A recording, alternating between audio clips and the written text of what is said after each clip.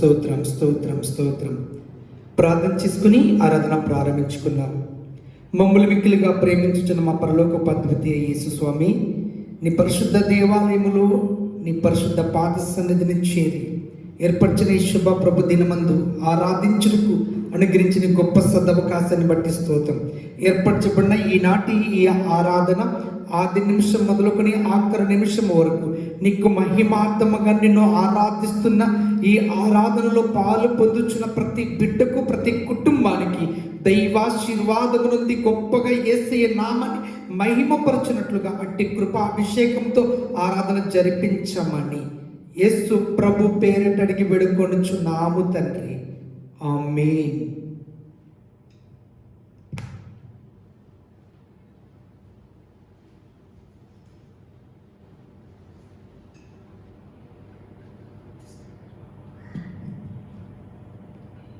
హల్లెలూయా. స్తోత్రం.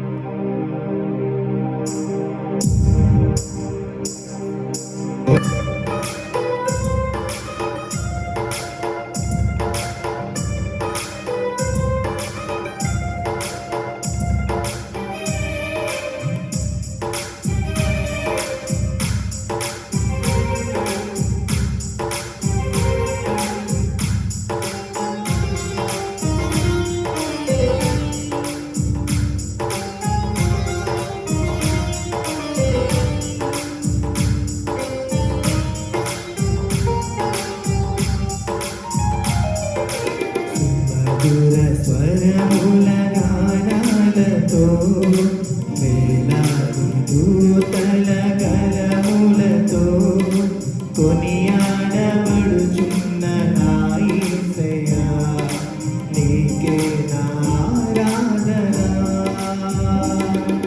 సుమధుర స్వరముల గానాలతో వేలాది దూతల గలములతో కొనియాడబడుచున్న నా యేసయ్యా, నీకే నా ఆరాధన.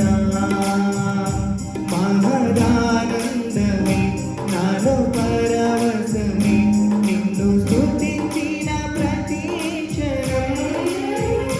మహదానందమే నాలో పరవశమే, నిన్ను స్తుతించిన ప్రతి క్షణం. సుమధుర స్వరముల గానాలతో వేలాది దూతల గలములతో కొనియాడబడుచున్న నా యేసయ్యా, నీకే నా ఆరాధన.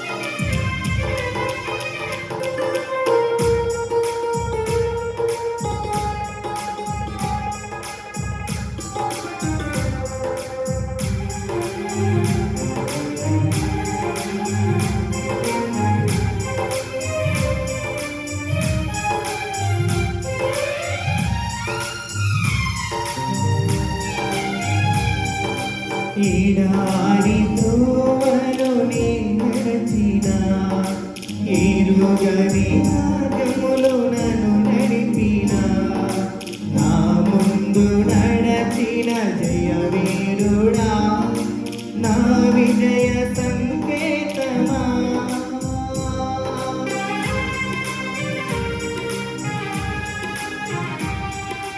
ఈడారి త్రోవలో నీ నడచిన, ఎరుగని మార్గములో నన్ను నడిపిన, నా ముందు నడచిన జయవీరుడా, నా విజయ సంకేతమా. నీవే నీవే నా ఆనందము, నీవే నీవే నా ఆధారము, నీవే నీవే నా ఆనందము, నీవే నా ఆధారము.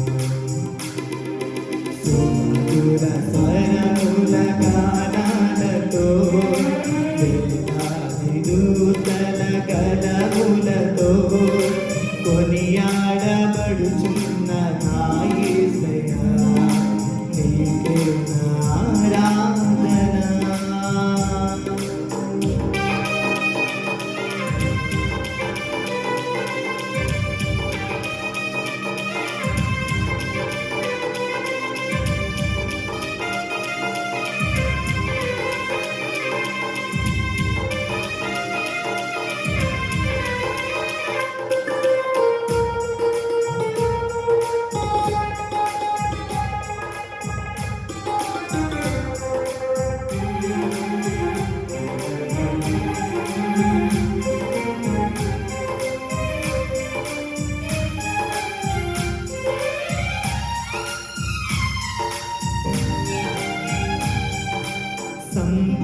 సంపూర్ణమైన నీ చిత్తమే అనుకూలమైన సంకల్పమే జరిగించుచున్నావు నన్ను విడువక నా ధైర్యము నీవేగా.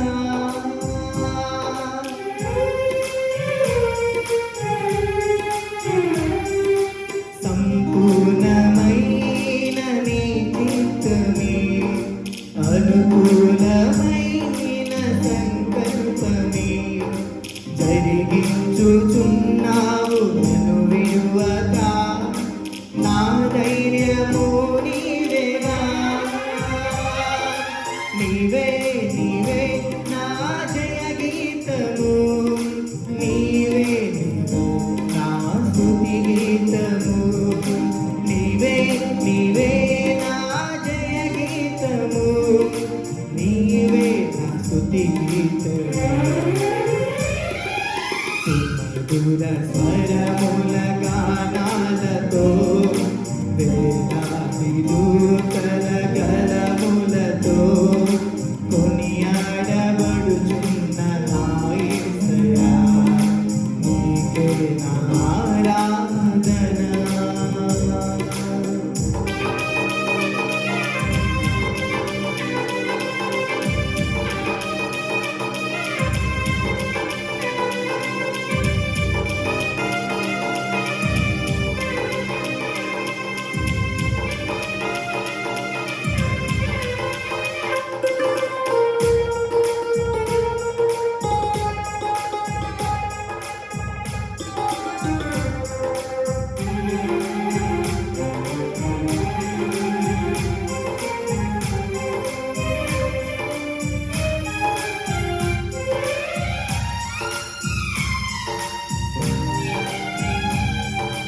వేలాది నదులన్నీ నీ మహిమను తరంగపు పొంగులు నీ బలమును పర్వత శ్రేణులు నీ కీర్తిని ప్రకటించుచున్నవేగా.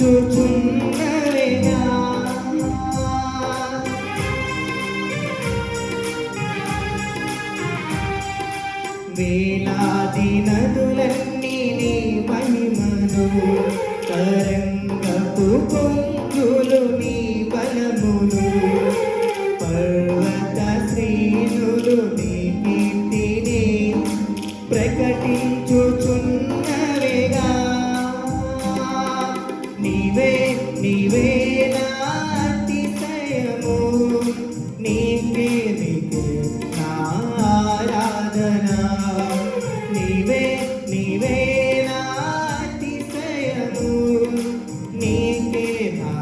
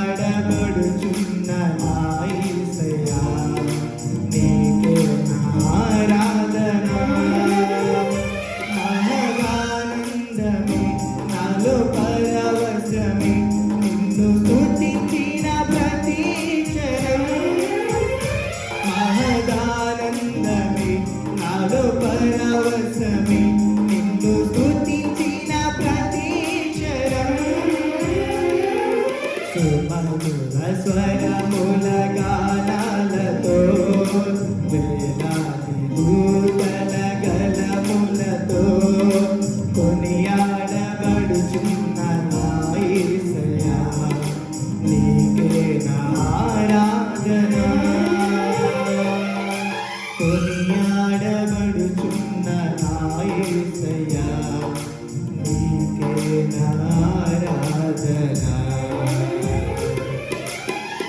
హల్లెలూయా. ప్రార్థన చేసుకుందాం. జరుగుతున్న ఈనాటి శుభ పునరుద్ధరణ ఆదివారపు ఆరాధనలో దేవుని సన్నిధి పరిశుద్ధాత్మ దేవుని ప్రత్యక్షత కొరకు మన మధ్యలో బ్రదర్ శ్రీను వచ్చి ప్రార్థిస్తుండగా వారితో పాటు అందరూ ఏకీభవించి ప్రార్థన చేసుకుందాం. స్తోత్రం స్తోత్రం స్తోత్రం స్తోత్రం స్తోత్రం స్తోత్రం స్తోత్రం. హల్లెలూయా హల్లెలూయా హల్లెలూయా హల్లెలూయా. స్తోత్రం ప్రభువా, స్తోత్రం స్తోత్రం. స్తుతిగణ మహిమ నీకే ప్రభు. అద్వితీయుడ సత్యదేవుడా నీకే మహిమ చెల్లిస్తాం పరిశుద్ధాత్మ తండ్రి ప్రభువా. యేసయ్యా యేసయ్యా ప్రభా, ఇంతవరకు తండ్రి ప్రభా మమ్మల్ని ప్రభువా యేసయ్యా మా సంఘాలను ప్రభా యేసయ్యా మమ్మల్ని కాచి కాపాడిన దేవా నీకే స్తోత్రములు చెల్లిసిన పరిశుద్ధాత్మ తండ్రి ప్రభువా. యేసయ్యా తండ్రి ప్రభా ఏమిచ్చి నీ రుణం తీర్చిన పరిశుద్ధాత్మ తండ్రి ప్రభువా. యేసయ్యా తండ్రి ప్రభా ఇంతవరకు నడిపించిన దేవా నీకే స్తోత్రములు చెల్లిసిన పరిశుద్ధాత్మ తండ్రి ప్రభువా.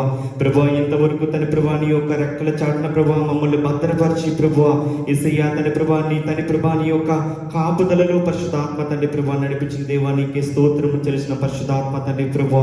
మరి యేసయ్యా తండ్రి ప్రభా యేసయ్యా ప్రభా ప్రభా ఈ ఉదయ వేళలో పరిశుద్ధాత్మ తండ్రి ప్రభా యేసయ్యా ప్రభా నిన్ను ఆరాధించుటకు ప్రభా నిన్ను సేవించుటకు నిన్ను కనపరచుటకు ప్రభా తండ్రి ప్రభా ఇంటి కృప ఇంటి భాగ్యమును ప్రభా మాకు ప్రభా ఇచ్చినందుకు నీకు వందనాలు తెలిసిన పరిశుద్ధాత్మ తండ్రి ప్రభా.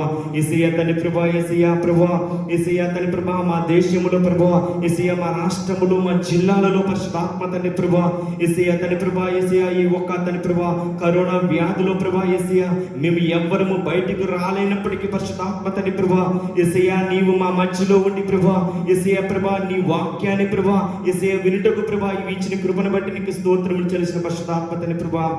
మరి యేసయ్య ప్రభా ఎంతమంది అయితే బిడ్డలు ప్రభా యేసయ్య ప్రభా వాక్యాన్ని వినిచున్నారు పరిశుద్ధాత్మ తండ్రి ప్రభా యేసయ్య మీరే తండ్రి ప్రభా మీరే శక్తి నిమ్మమని ప్రార్థన చేసిన పరిశుద్ధాత్మ తండ్రి ప్రభా యేసయ్య మా శక్తి చేతును మా బలము చేతును కాక పరిశుద్ధాత్మ తండ్రి ప్రభా కేవలం నీ వాక్క తండ్రి ప్రభా ఆత్మ వలె జరుగునన్న పరిశుద్ధాత్మ తండ్రి ప్రభా యేసయ్య మా బుద్ధి మా జ్ఞానము ఏది కాదు కానీ పరిశుద్ధాత్మ తండ్రి ప్రభా కేవలం నీ యొక్క కృపా దానమైన పరిశుద్ధాత్మ తండ్రి ప్రభా.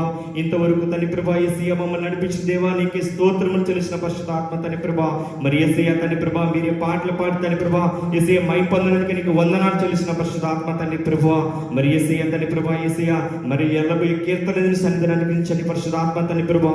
మరి యేసయ్యా ప్రభా అతి శ్రేష్టమైన ఉన్నతమైన ఘనమైన తండ్రి ప్రభా వాక్య సందేశములకి ప్రభా మాకు ప్రేమించి అనుగ్రహించిన తండ్రి ప్రభా మా దైవజనం నిలబడుచుండగా పరిశుద్ధాత్మ తండ్రి ప్రభా నీ ఆత్మ అభిషేకాన్ని ప్రభా నీ బిడ్డ పట్ల ప్రభా మీరే నడిపించమని ప్రార్థన చేసిన పరిశుద్ధాత్మ తండ్రి ప్రభా.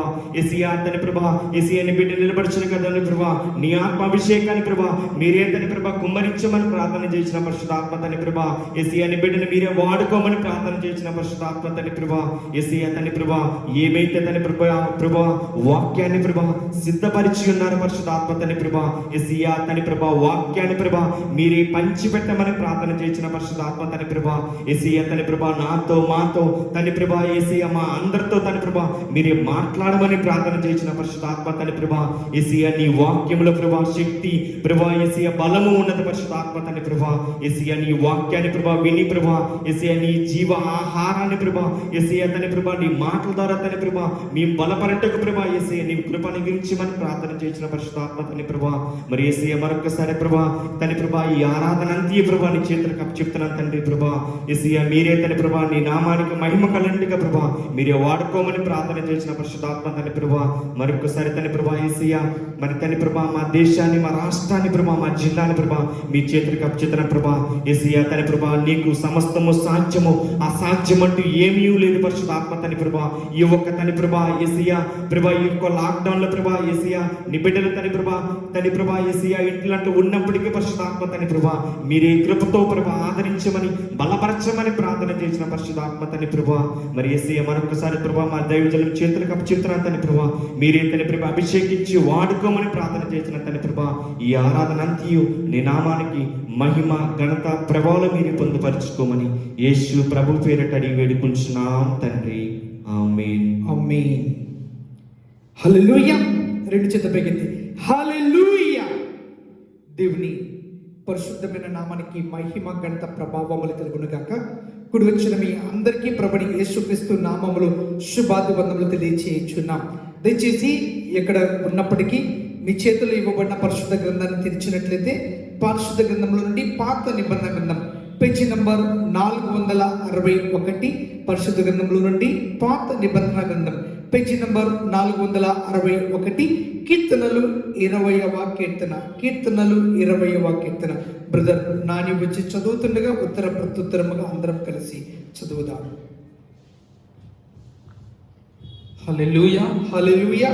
ఆపత్కాలమందు యెహోవా నీకు ఉత్తరమిచ్చును గాక. యాకోబు దేవుని నామము నిన్ను ఉద్ధరించును గాక. పరిశుద్ధ స్థలములలో నుండి ఆయన నీకు సహాయము చేయును గాక. సియోనులో నుండి నిన్ను ఆదుకొనును గాక. ఆయన నీ నైవేద్యములన్నిటినీ జ్ఞాపకము చేసుకొనును గాక.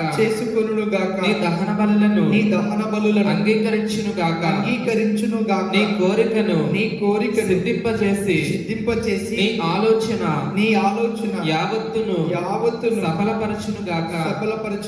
యెహోవా నీ రక్షణను బట్టి మేము జయోత్సాహము చేయుచున్నాము. మా దేవుని నామమును బట్టి మా ధ్వజము ఎత్తుచున్నాము. నీ ప్రార్థనలన్నీ యెహోవా సఫలపరచును గాక. యెహోవా తన అభిషిక్తుని రక్షించునని నాకిప్పుడు తెలియను. రక్షణార్థమైన తన దక్షిణ హస్తబలము చూపును. తన పరిశుద్ధ ఆకాశములో నుండి అతని ఉత్తరమిచ్చును. కొందరు రథములను బట్టి కొందరు గుర్రములను బట్టి అతిశయపడుదురు.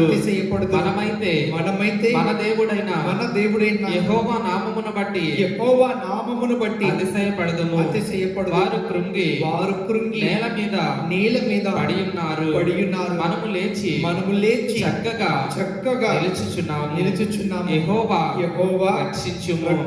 మేము మొరపెట్టినప్పుడు రాజు మాకు ఉత్తరమిచ్చును గాక. ఆమేన్. మన బైబిల్ కింద పెట్టి గడిచిన వారమంతటిలో, గడిచిన దినములన్నిటిలో కనికర సంపన్నుడైన దేవుడు తన చాచిన హస్తమును, తన విప్పిన గుప్పిలి చేత మనలను పోషించి కాపాడి కరుణించి ఈ విధముగా ఈ ప్రభు దినం ఆ పరిశుద్ధ దేవుని పరిశుద్ధ నామములో, పరిశుద్ధ దేవుని పాద సన్నిధిలో ఆరాధించడానికి ఇచ్చిన గొప్ప సమయాన్ని బట్టి నీకు ఆరోగ్యం సహకరించగలిగితే మోకాల మీద ఉండగలిగిన మోకాల మీద ఉండి 2 చేతుల పైకెత్తి కొన్ని నిమిషములు మాత్రమే దేవుని మనము ఆరాధిద్దాం. హల్లెలూయా, హల్లెలూయా, హల్లెలూయా, హల్లెలూయా, హల్లెలూయా. ఆపత్కాలమందు యెహోవా నీకు ఉత్తరమిచ్చును గాక. యాకోబు దేవుని నామము నిన్ను ఉద్ధరించును గాక. పరిశుద్ధ స్థలములో నుండి ఆయన నీకు సహాయము చేయును గాక. సియోనులో నుండి నిన్ను ఆదుకొనును గాక. ఈ ఆపద దినములలో, ఈ కష్ట వేళలలో, ఈ ఇబ్బందులు పడుచున్న సమయములో ఈరోజు ఎవరు నిన్ను ఆదుకుంటారు, ఇటువైపు నుండి సహాయము కలుగును అని అనుకుంటూ ఆలోచన కలిగి ఉండి ఆరాధిస్తున్న సహోదరుడా, సహోదరి, పరిశుద్ధ గ్రంథం లేఖనం ఎలా చెబుతుంది? పరిశుద్ధ స్థలములో నుండి ఆయన నీకు సహాయము చేయును గాక. సియోనులో నుండి నిన్ను ఆదుకొనును గాక. తప్పక నిశ్చయముగా ప్రభువు నిన్ను ఆదుకోబోతున్నాడు. ప్రభువు నీకు సహాయమును పంపించబోతున్నాడు. నీవు చూచుచున్న తూర్పు, పడమర, ఉత్తరము, దక్షిణము ఈ 4 దిక్కుల నుండి నీకు సహాయము కానరాకపోవచ్చు.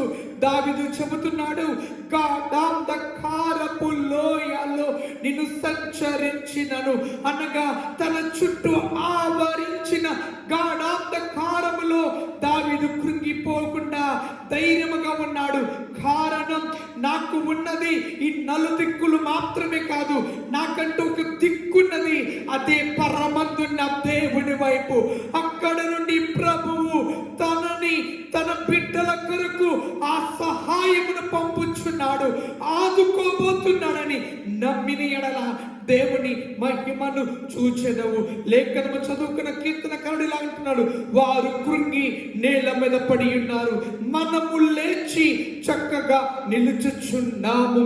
ప్రభుని ఆరాధిస్తున్న, ప్రభుపై ఆనుకొనిన, ప్రభువును రక్షకుడిగా స్వీకరించి ఆయన కుమార్తెనుగా జీవించుచున్న తమ్ముడు, చెల్లి, తల్లి, తండ్రి, అన్న, అక్క, సహోదరి, సహోదరుడా, ఈ లోకములో నీకు కనబడుతున్న వారు కృంగి నేల మీద పడిపోతుండి ఉండొచ్చు, కానీ ఆయన నమ్మిన బిడ్డగా, ఆయన ఆరాధించుచున్న కుమారుడిగా, యెహోవా దేవుడుగా గల జనులు ధన్యులు అని లేఖనం ప్రకారంగా తప్పక దేవుడు నీకు ధన్యుడివి, ధన్యురాలివి అన్న విధముగా నిన్ను చక్కగా నిలబెట్టబోతున్నాడు.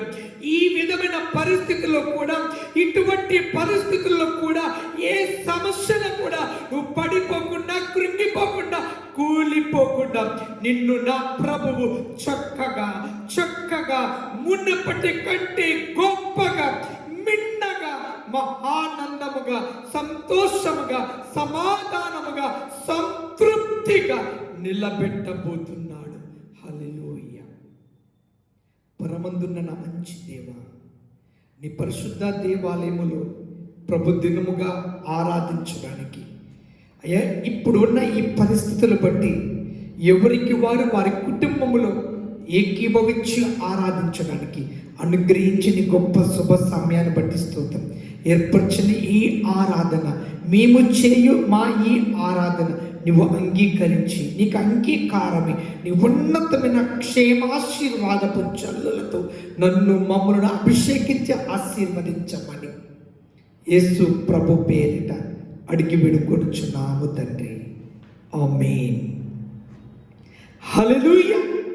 దేవుని పరిశుద్ధ నామానికి మహిమ గంట ప్రభావములు కలుగును గాక. కుడి వచ్చిన మీ అందరికీ ఈరోజు ఈ ఆరాధనలో పాలు పొందుచున్న మీ అందరికీ ప్రభుని యేసుక్రీస్తు నామములో శుభాభివందనలు తెలియజేయుచున్నాము. సంతోషం కలిగిన సహాయం చెప్తారా? హల్లెలూయా, హల్లెలూయా. ప్రభు వాక్యం చెప్తుంది, మనం ఏ స్థితిలో ఉన్నా, ఏ రోజైనా, ఏ పరిస్థితి అయినా ఆనందించండి, ప్రభువునందు ఆనందించండి. ప్రతి పరిస్థితిని దేవుడు మార్చబోతున్నాడు. హల్లెలూయా, హల్లెలూయా.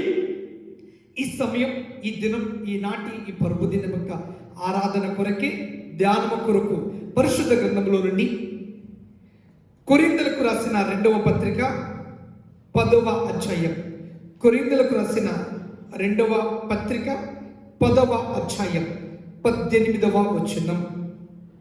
ప్రభువు మెచ్చుకునివాడే యోగ్యుడు కానీ తన్ను తానే మెచ్చుకునివాడు యోగ్యుడు కాడు. ప్రార్థన. పరిశుద్ధుడా యేసయ్యా, బాలుడు 5 రొట్టెలు 2 చిన్న చేపలను నీ అరిచేతిలో అప్పగించగా వాటిని ఆశీర్వదించి ప్రజలకు తృప్తి పడే విధముగా ఆహారముగా పంచిపెట్టిన దేవా, సత్య గ్రంథం పరిశుద్ధ గ్రంథములో నుండి కొరింథీయులకు రాసిన 2వ పత్రిక 10వ అధ్యాయం 18వ వచనం, నీ చేతిలో అప్పగించున్న ఈ వాక్యం మీరు ఆశీర్వదించి విరచి ఈరోజు ఆరాధిస్తున్న, ఈ సమయంలో ఆరాధిస్తున్న, ఈ ఆరాధనలో పాలు పొందుచున్న మాకు ఆత్మీయ జీవాహారమై తృప్తి పరచబడినట్లుగా, బలమును పొందునట్లుగా, బలాభివృద్ధి నొందినట్లుగా ఈ వాక్యాన్ని విరిచి మాకు పంచి పెట్టమని ప్రార్థిస్తున్నాం.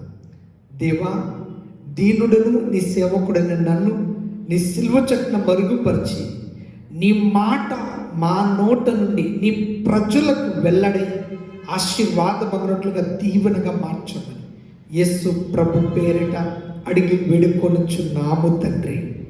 ఆమేన్. మరొక పర్యాయం చదువుకుందాం. ప్రభువు మెచ్చుకునివాడే యోగ్యుడు కానీ తన్ను తానే మెచ్చుకునివాడు యోగ్యుడు కాడు. ప్రభువు మెచ్చుకున్నవాడు యోగ్యుడు గాని తన్ను తాను మెచ్చుకున్నవాడు యోగ్యుడు కాడు. ప్రభువు ప్రభువు చేత, యేసు ప్రభువు వలన మెప్పు పొందుట వారు యోగ్యులు. ప్రభువు మనము ఆరాధిస్తున్న యేసుక్రీస్తు ద్వారా మెప్పు పొందదగిన వారమైతే, ఆయన మనలను చూచి మెచ్చుకోగలిగితే మనం ధన్యులం, పరలోక రాజ్యానికి వారసులం. ఆయన చేత మెప్పు పొందనేరనటువంటి జీవితం మనదైతే మనము పరలోక రాజ్యం అనే ధన్యతను కోల్పోతాము. ప్రభువు మెచ్చుకున్న వారు యోగ్యులు. పరలోక రాజ్యానికి యోగ్యత కలిగిన వారు, అర్హత కలిగిన వారు, ప్రభువు మెచ్చుకున్నవారు. ఈరోజు యేసు ప్రభు శరీరధారిగా ఈ భూమి మీద ఉన్నప్పుడు ఆయన మాట్లాడిన ప్రతి మాట, ఆయన చేసిన కార్యాలను గురించి 4 సువార్తల్లో వివరంగా రాయబడ్డాయి.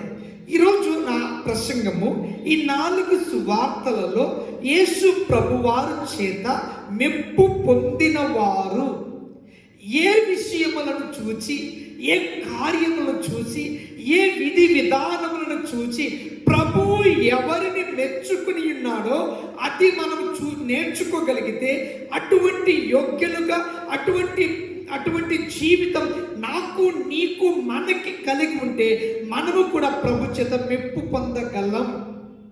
ప్రభువు మెచ్చుకున్న వారు యోగ్యులు.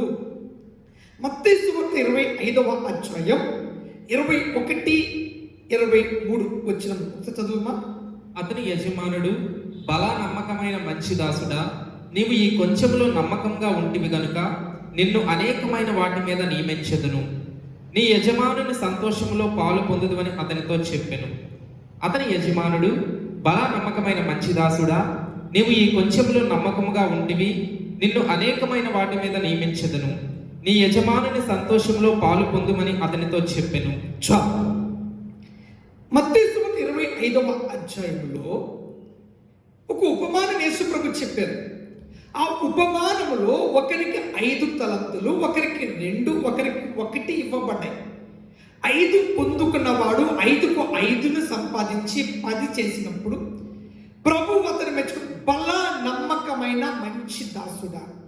2 కలిగిన వాడు 4 చేసిన వాడితో 4గా రెట్టింపుగా పొందుకున్న వారితో చెప్తున్నాడు, బలా నమ్మకమైన మంచి దాసుడా. ఈ ఇద్దరిని పరలోక రాజ్యానికి వారసులుగా చేసి 1 కలిగిన వాడు అది ఆ 1 మాత్రమే ఉంచినప్పుడు అతనితో చెడ్డ దాసుడా అని దేవుడు మెచ్చుకోలేదు. అతనితో దేవుడు చెప్తున్నాడు, నీ కొరకు సిద్ధపరచబడిన చీకటి అగ్ని గుండానికి వెళ్ళు అని. ఈ లేఖను బట్టి మనకు అర్థమవుతుంది ఏంటంటే, ప్రభు చేత మెప్పు పొందిన వారికి యోగ్యులు పరలోక రాజ్యానికి, ప్రభు చేత దూషించబడిన, శపించబడిన వారికి నిత్య రాజ్యం కోల్పోతున్నాము. ప్రభు చేత మెచ్చుకున్న వారు ధన్యులు, పరలోక రాజ్యానికి యోగ్యులు. నా అంశం ప్రభు మెచ్చుకున్న వారు వలె. 1 లూకాసు వార్త 10వ అధ్యాయం, లూకాసు వార్త 10వ అధ్యాయం, లూకాసు వార్త 10వ అధ్యాయం 36వ వచనం. కాగా దొంగల చేతిలో చిక్కిన వానికి ఈ ముగ్గురిలో ఎవడు పొరుగుబాడాయనని నీకు తోచుచున్నది అని యేసు అడుగగా అతడు, అతని మీద జాలి పడిన వాడే అనెను. అందుకు యేసు, నీవును వెళ్ళి అలాగు చేయమని అతనితో చెప్పెను. ప్రభు మెచ్చుకున్నవారు. లూకాసు వార్తలో కొంతమందిని ప్రభు గొప్పగా మెచ్చుకున్నాడు. వారిలో ఒక్కొక్కరిని మీకు ముందు ఉంచబోతున్నాం. 1 కనికరము కలిగిన సమరీయుడు. మనం చదువుకున్న లూకాసు వార్త 10వ అధ్యాయం 36వ వచనములో ఇలా ఉంది. యేసు ప్రభు అడుగుతున్నాడు, ఒక వ్యక్తికి ఒక ఉపమానం చెప్పాడు. 28 నుండి మనం చదువుకున్నట్లయితే యేసు ప్రభు ఒక ఉపమానం చెప్పాడు. ఏమని చెప్పాడంటే, ఒక వ్యక్తి యెరూషలేము నుండి యెరికోకి వెళ్ళుచుండగా మార్గ మధ్యంలో దొంగల చేత చిక్కబడ్డాడు.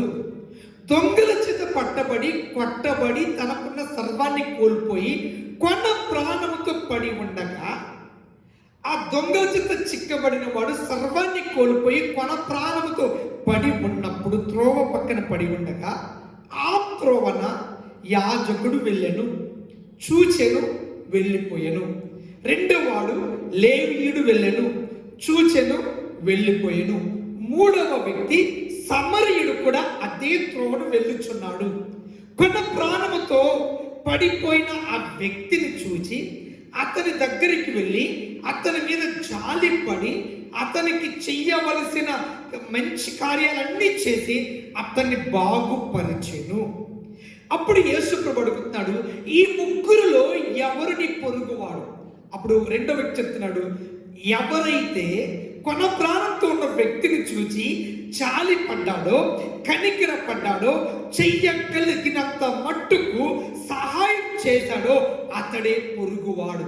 యేసు ప్రభు చెప్తున్నాడు, నీవు వెళ్ళి అలాగే చేయు.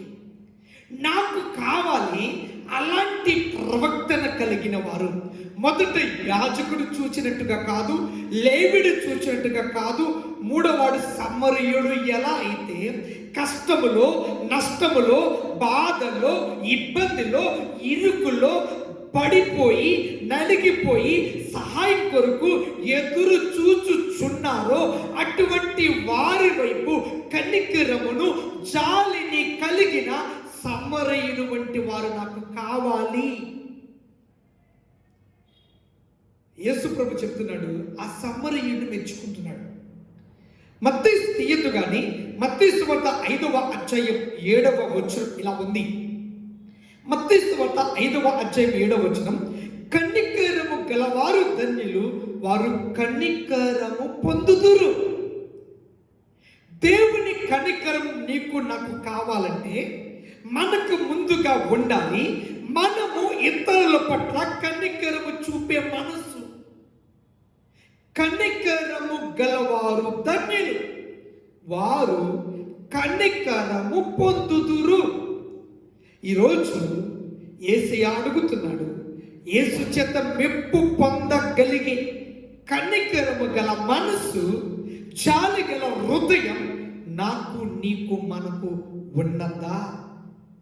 దేవుని యొక్క కనికరం, ఆ దేవుని యొక్క దయ, ఆ దేవుని యొక్క కృప నీ జీవితంలో మెండుగా, నిండుగా, ధారాళంగా కావాలని ఎదురు చూచుచున్న నిన్ను దేవుడు అడుగుతున్నాడు, కనికరము కలవారు ధన్యులు.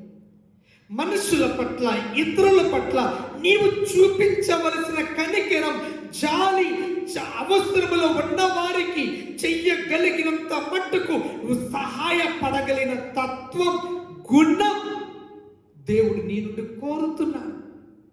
యేసు ప్రభు మరొక ఉపమానం చెప్పాడు, తీయద్దు గాని మత్తయి సువార్త 18వ అధ్యాయం 21 నుండి 35 వరకు. మత్తయి సువార్త 18వ అధ్యాయం 21 నుండి 35 వరకు. తర్వాత మీరు చదవండి, నేను చెప్తా. యేసు ప్రభు చెప్పిన ఉదాహరణ, ఒక వ్యక్తి అప్పు అయ్యాడు. ఎవరికైతే అప్పు ఇవ్వాలో మీకు అర్థమయ్యే ఉదాహరణ చెప్తాను. ఇద్దరండి.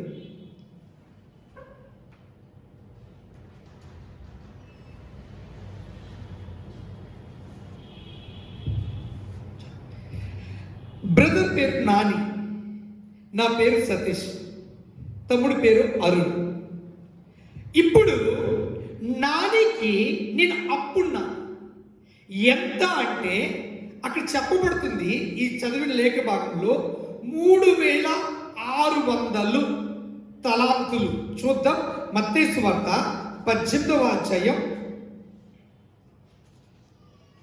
మత్తయి సువార్త 18వ అధ్యాయం 24వ వచనం.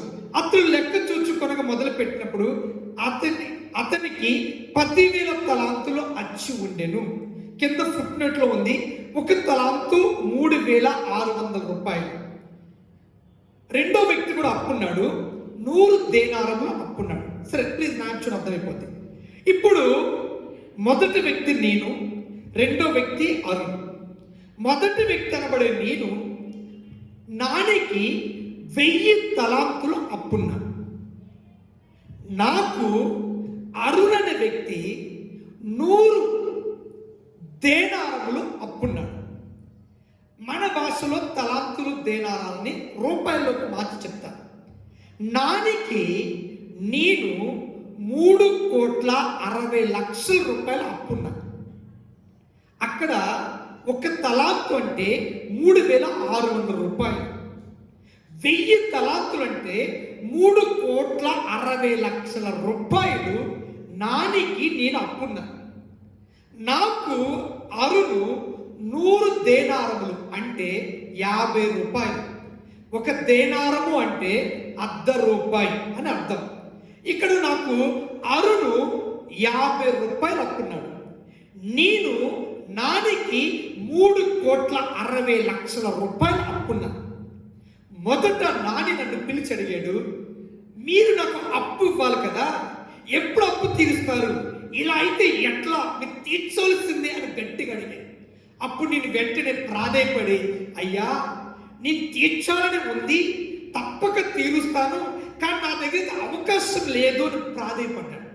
వెంటనే నాని కనికరపడి సర్లే పోనీలే అని చెప్పి 3,60,00,000 రూపాయల అప్పు రద్దు చేసి ఆ అప్పు చీటిని చింపేసి కనికరపడి జాలిపడి క్షమించి, సర్లే ఇక నువ్వు తీర్చలేవని నాకు తెలుసు, నువ్వు తీర్చనక్కర్లేదు, వెళ్ళిపో అన్నాడు.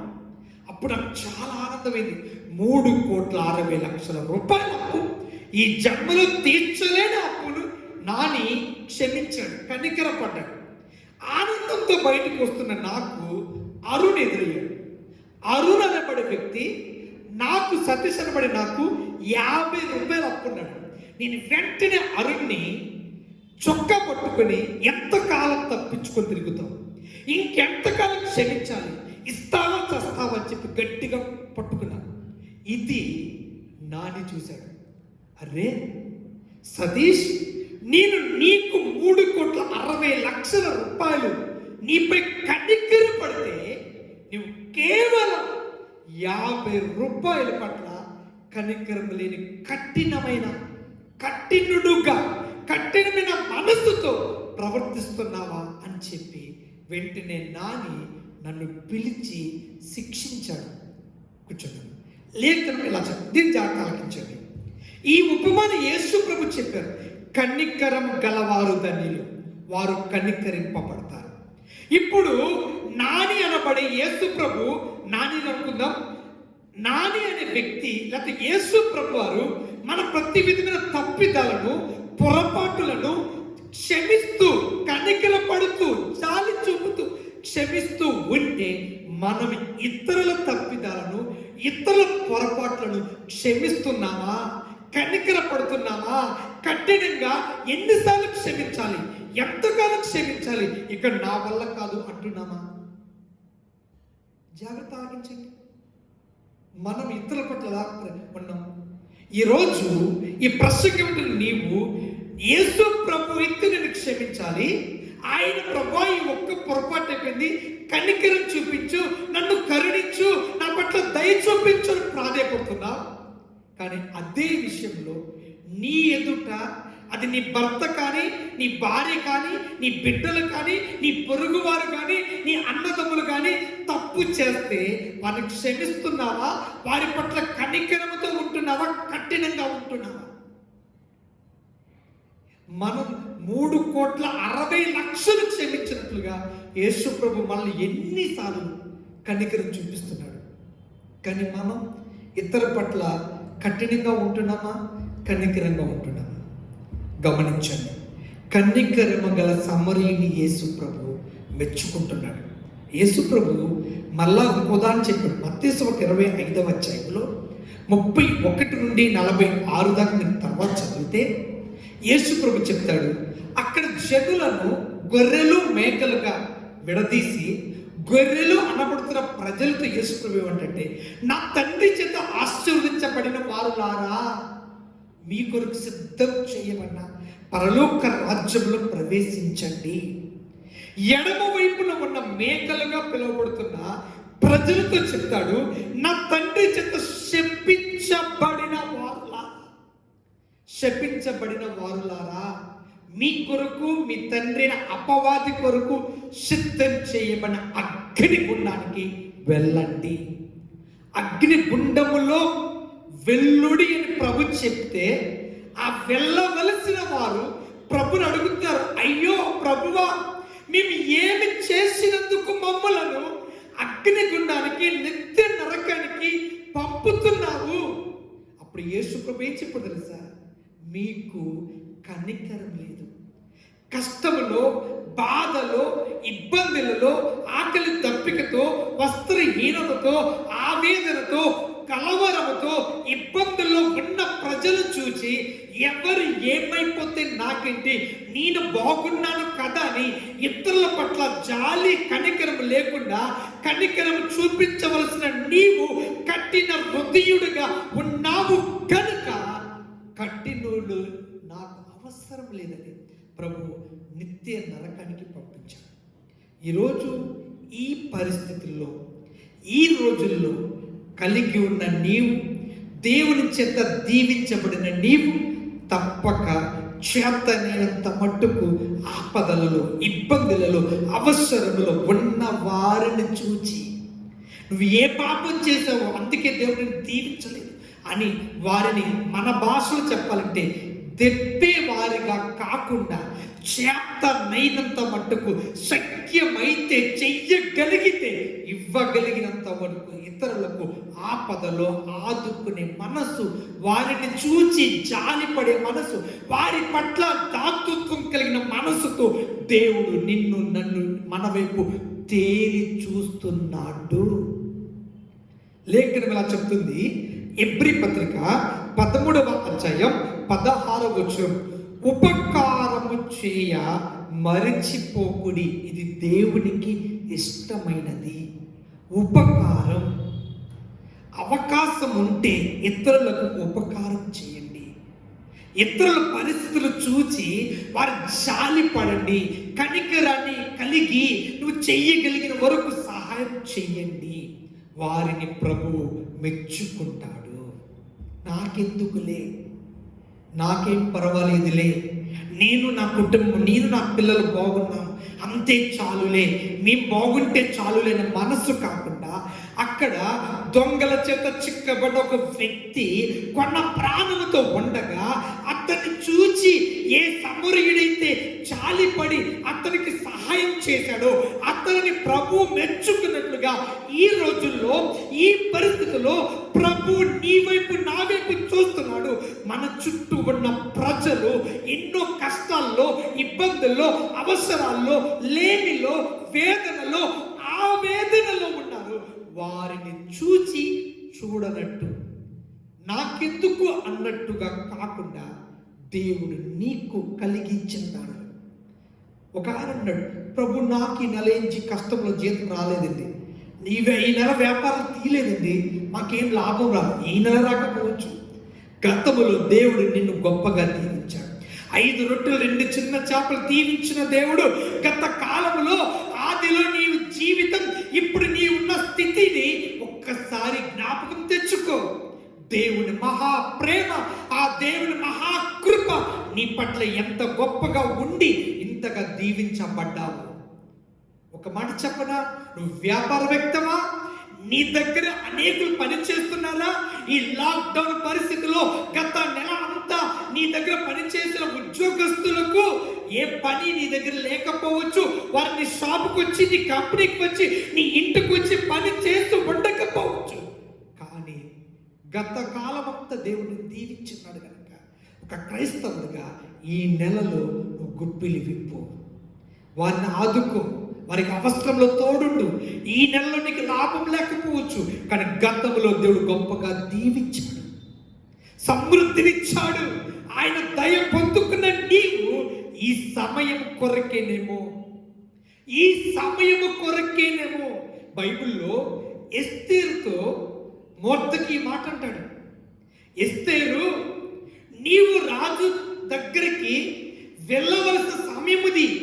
ఒక్కవేళ ఇలాంటి ఒక పరిస్థితి వచ్చును అని దేవుడు ఎరిగి ముందుగా నిన్ను రాజకోటలో కూర్చుండబెట్టాడు.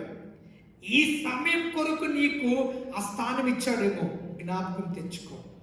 ఈ మాటను బట్టి చెబుతున్నా, ఈ రోజు ఇలాంటి క్లిష్ట పరిస్థితుల్లో ఎందరినో ఆదుకోవడానికి దేవుడు ముందుగా నిన్ను గొప్పగా దీవించాడు. నీ కష్టార్జితమును సమృద్ధిగా దేవుడు దీవించాడు. నువ్వు చేసే ప్రయత్నములో సఫలీకృతములు చేసి నువ్వు వేసే ప్రతి అడుగును ఆశీర్వాదంగా మార్చి దీనదశలో ఉన్న నీవు ఉన్నత స్థితికి ఎదిగి ఎంతో గొప్పగా దేవుని మహిమపరిచే సాక్షిగా ఇంతవరకు నిలబెట్టాడు. ఇప్పటి వరకు మాటలతో దేవుని నామాన్ని మహిమపరచు, ఇప్పుడు క్రియలతో దేవునికి మహిమపరచు. ఆదుకుని ఉపకార ధర్మము చేయ మరచిపోకుడి. ఇది దేవునికి ఇష్టమైన పని. కనికరము గల సమరయుడు ఇతరులను చూచి, ఆపదలో ఉన్న వారిని చూసి, అవసరములో ఉన్న వారిని చూసి చెయ్యగలిగిన సహాయం చేసే ఆ కనికరం గల స్వభావం అంటే యేసయ్య మెచ్చుకునే తత్వం. ఒకటి, కనికరము గల వాడిని యేసయ్య మెచ్చుకున్నాడు. రెండు, లూకాసు వార్త 17వ అధ్యాయం, లూకాసు వార్త 17వ అధ్యాయం 17-18 వచనం.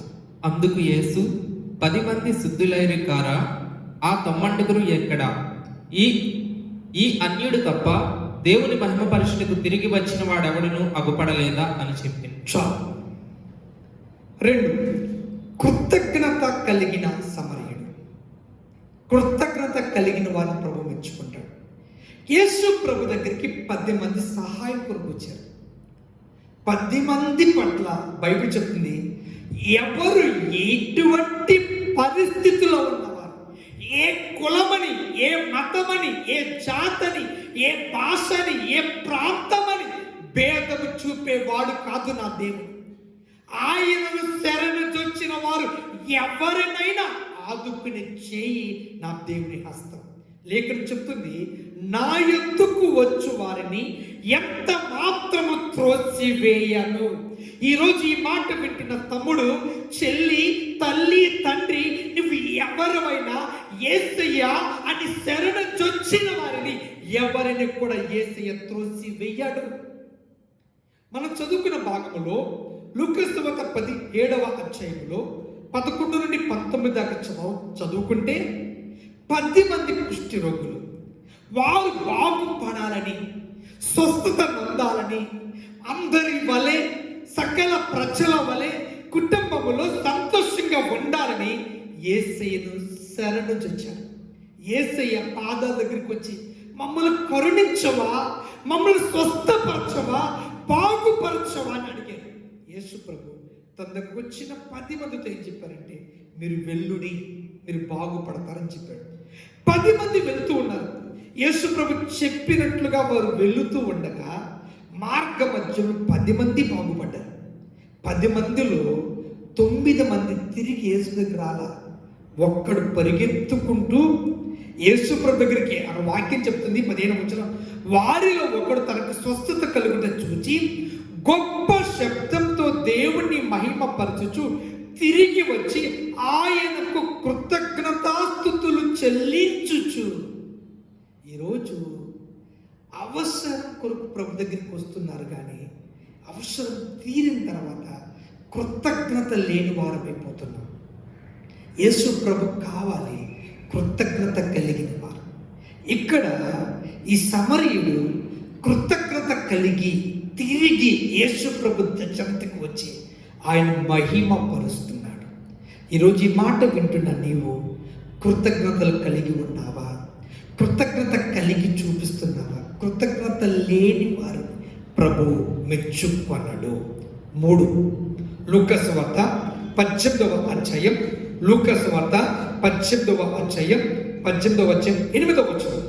ఆయన వారికి త్వరగా న్యాయము తీర్చును, వారి విషయమే కదా ఆయన దీర్ఘశాంతము చూపుచున్నాడని మీతో చెప్పుచున్నాను.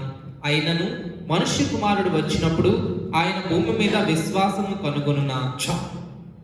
లూకాసు 18వ అధ్యాయం 1-8 దాకా చూస్తే ఇక్కడ ఒక ఉదాహరణ యేసు ప్రభు చెప్పాడు. ఒక స్త్రీ న్యాయం కొరకు అన్యాయస్తు న్యాయాధిపతి దగ్గరికి వెళ్తుంది. అతనికి లంచము ఇవ్వకుండా ఏ పని చేయడు.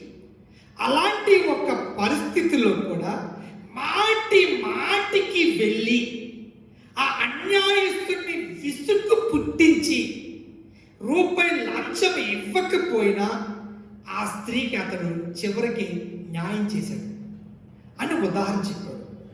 దీంట్లో మనం నేర్చుకోదగిన సత్యం ఏంటంటే, మనము పట్టుదల కలిగి ప్రార్థించేవారంటే యేసుకి ఇష్టం. ఇక్కడ ఈ ఉదాహరణ యేసుప్రభు ఎందుకు చెప్పాడంటే, ప్రార్థనలో ఎలా ప్రార్థన చేయాలి, ప్రార్థనలో నీకు ఉండవలసిన పట్టుదల.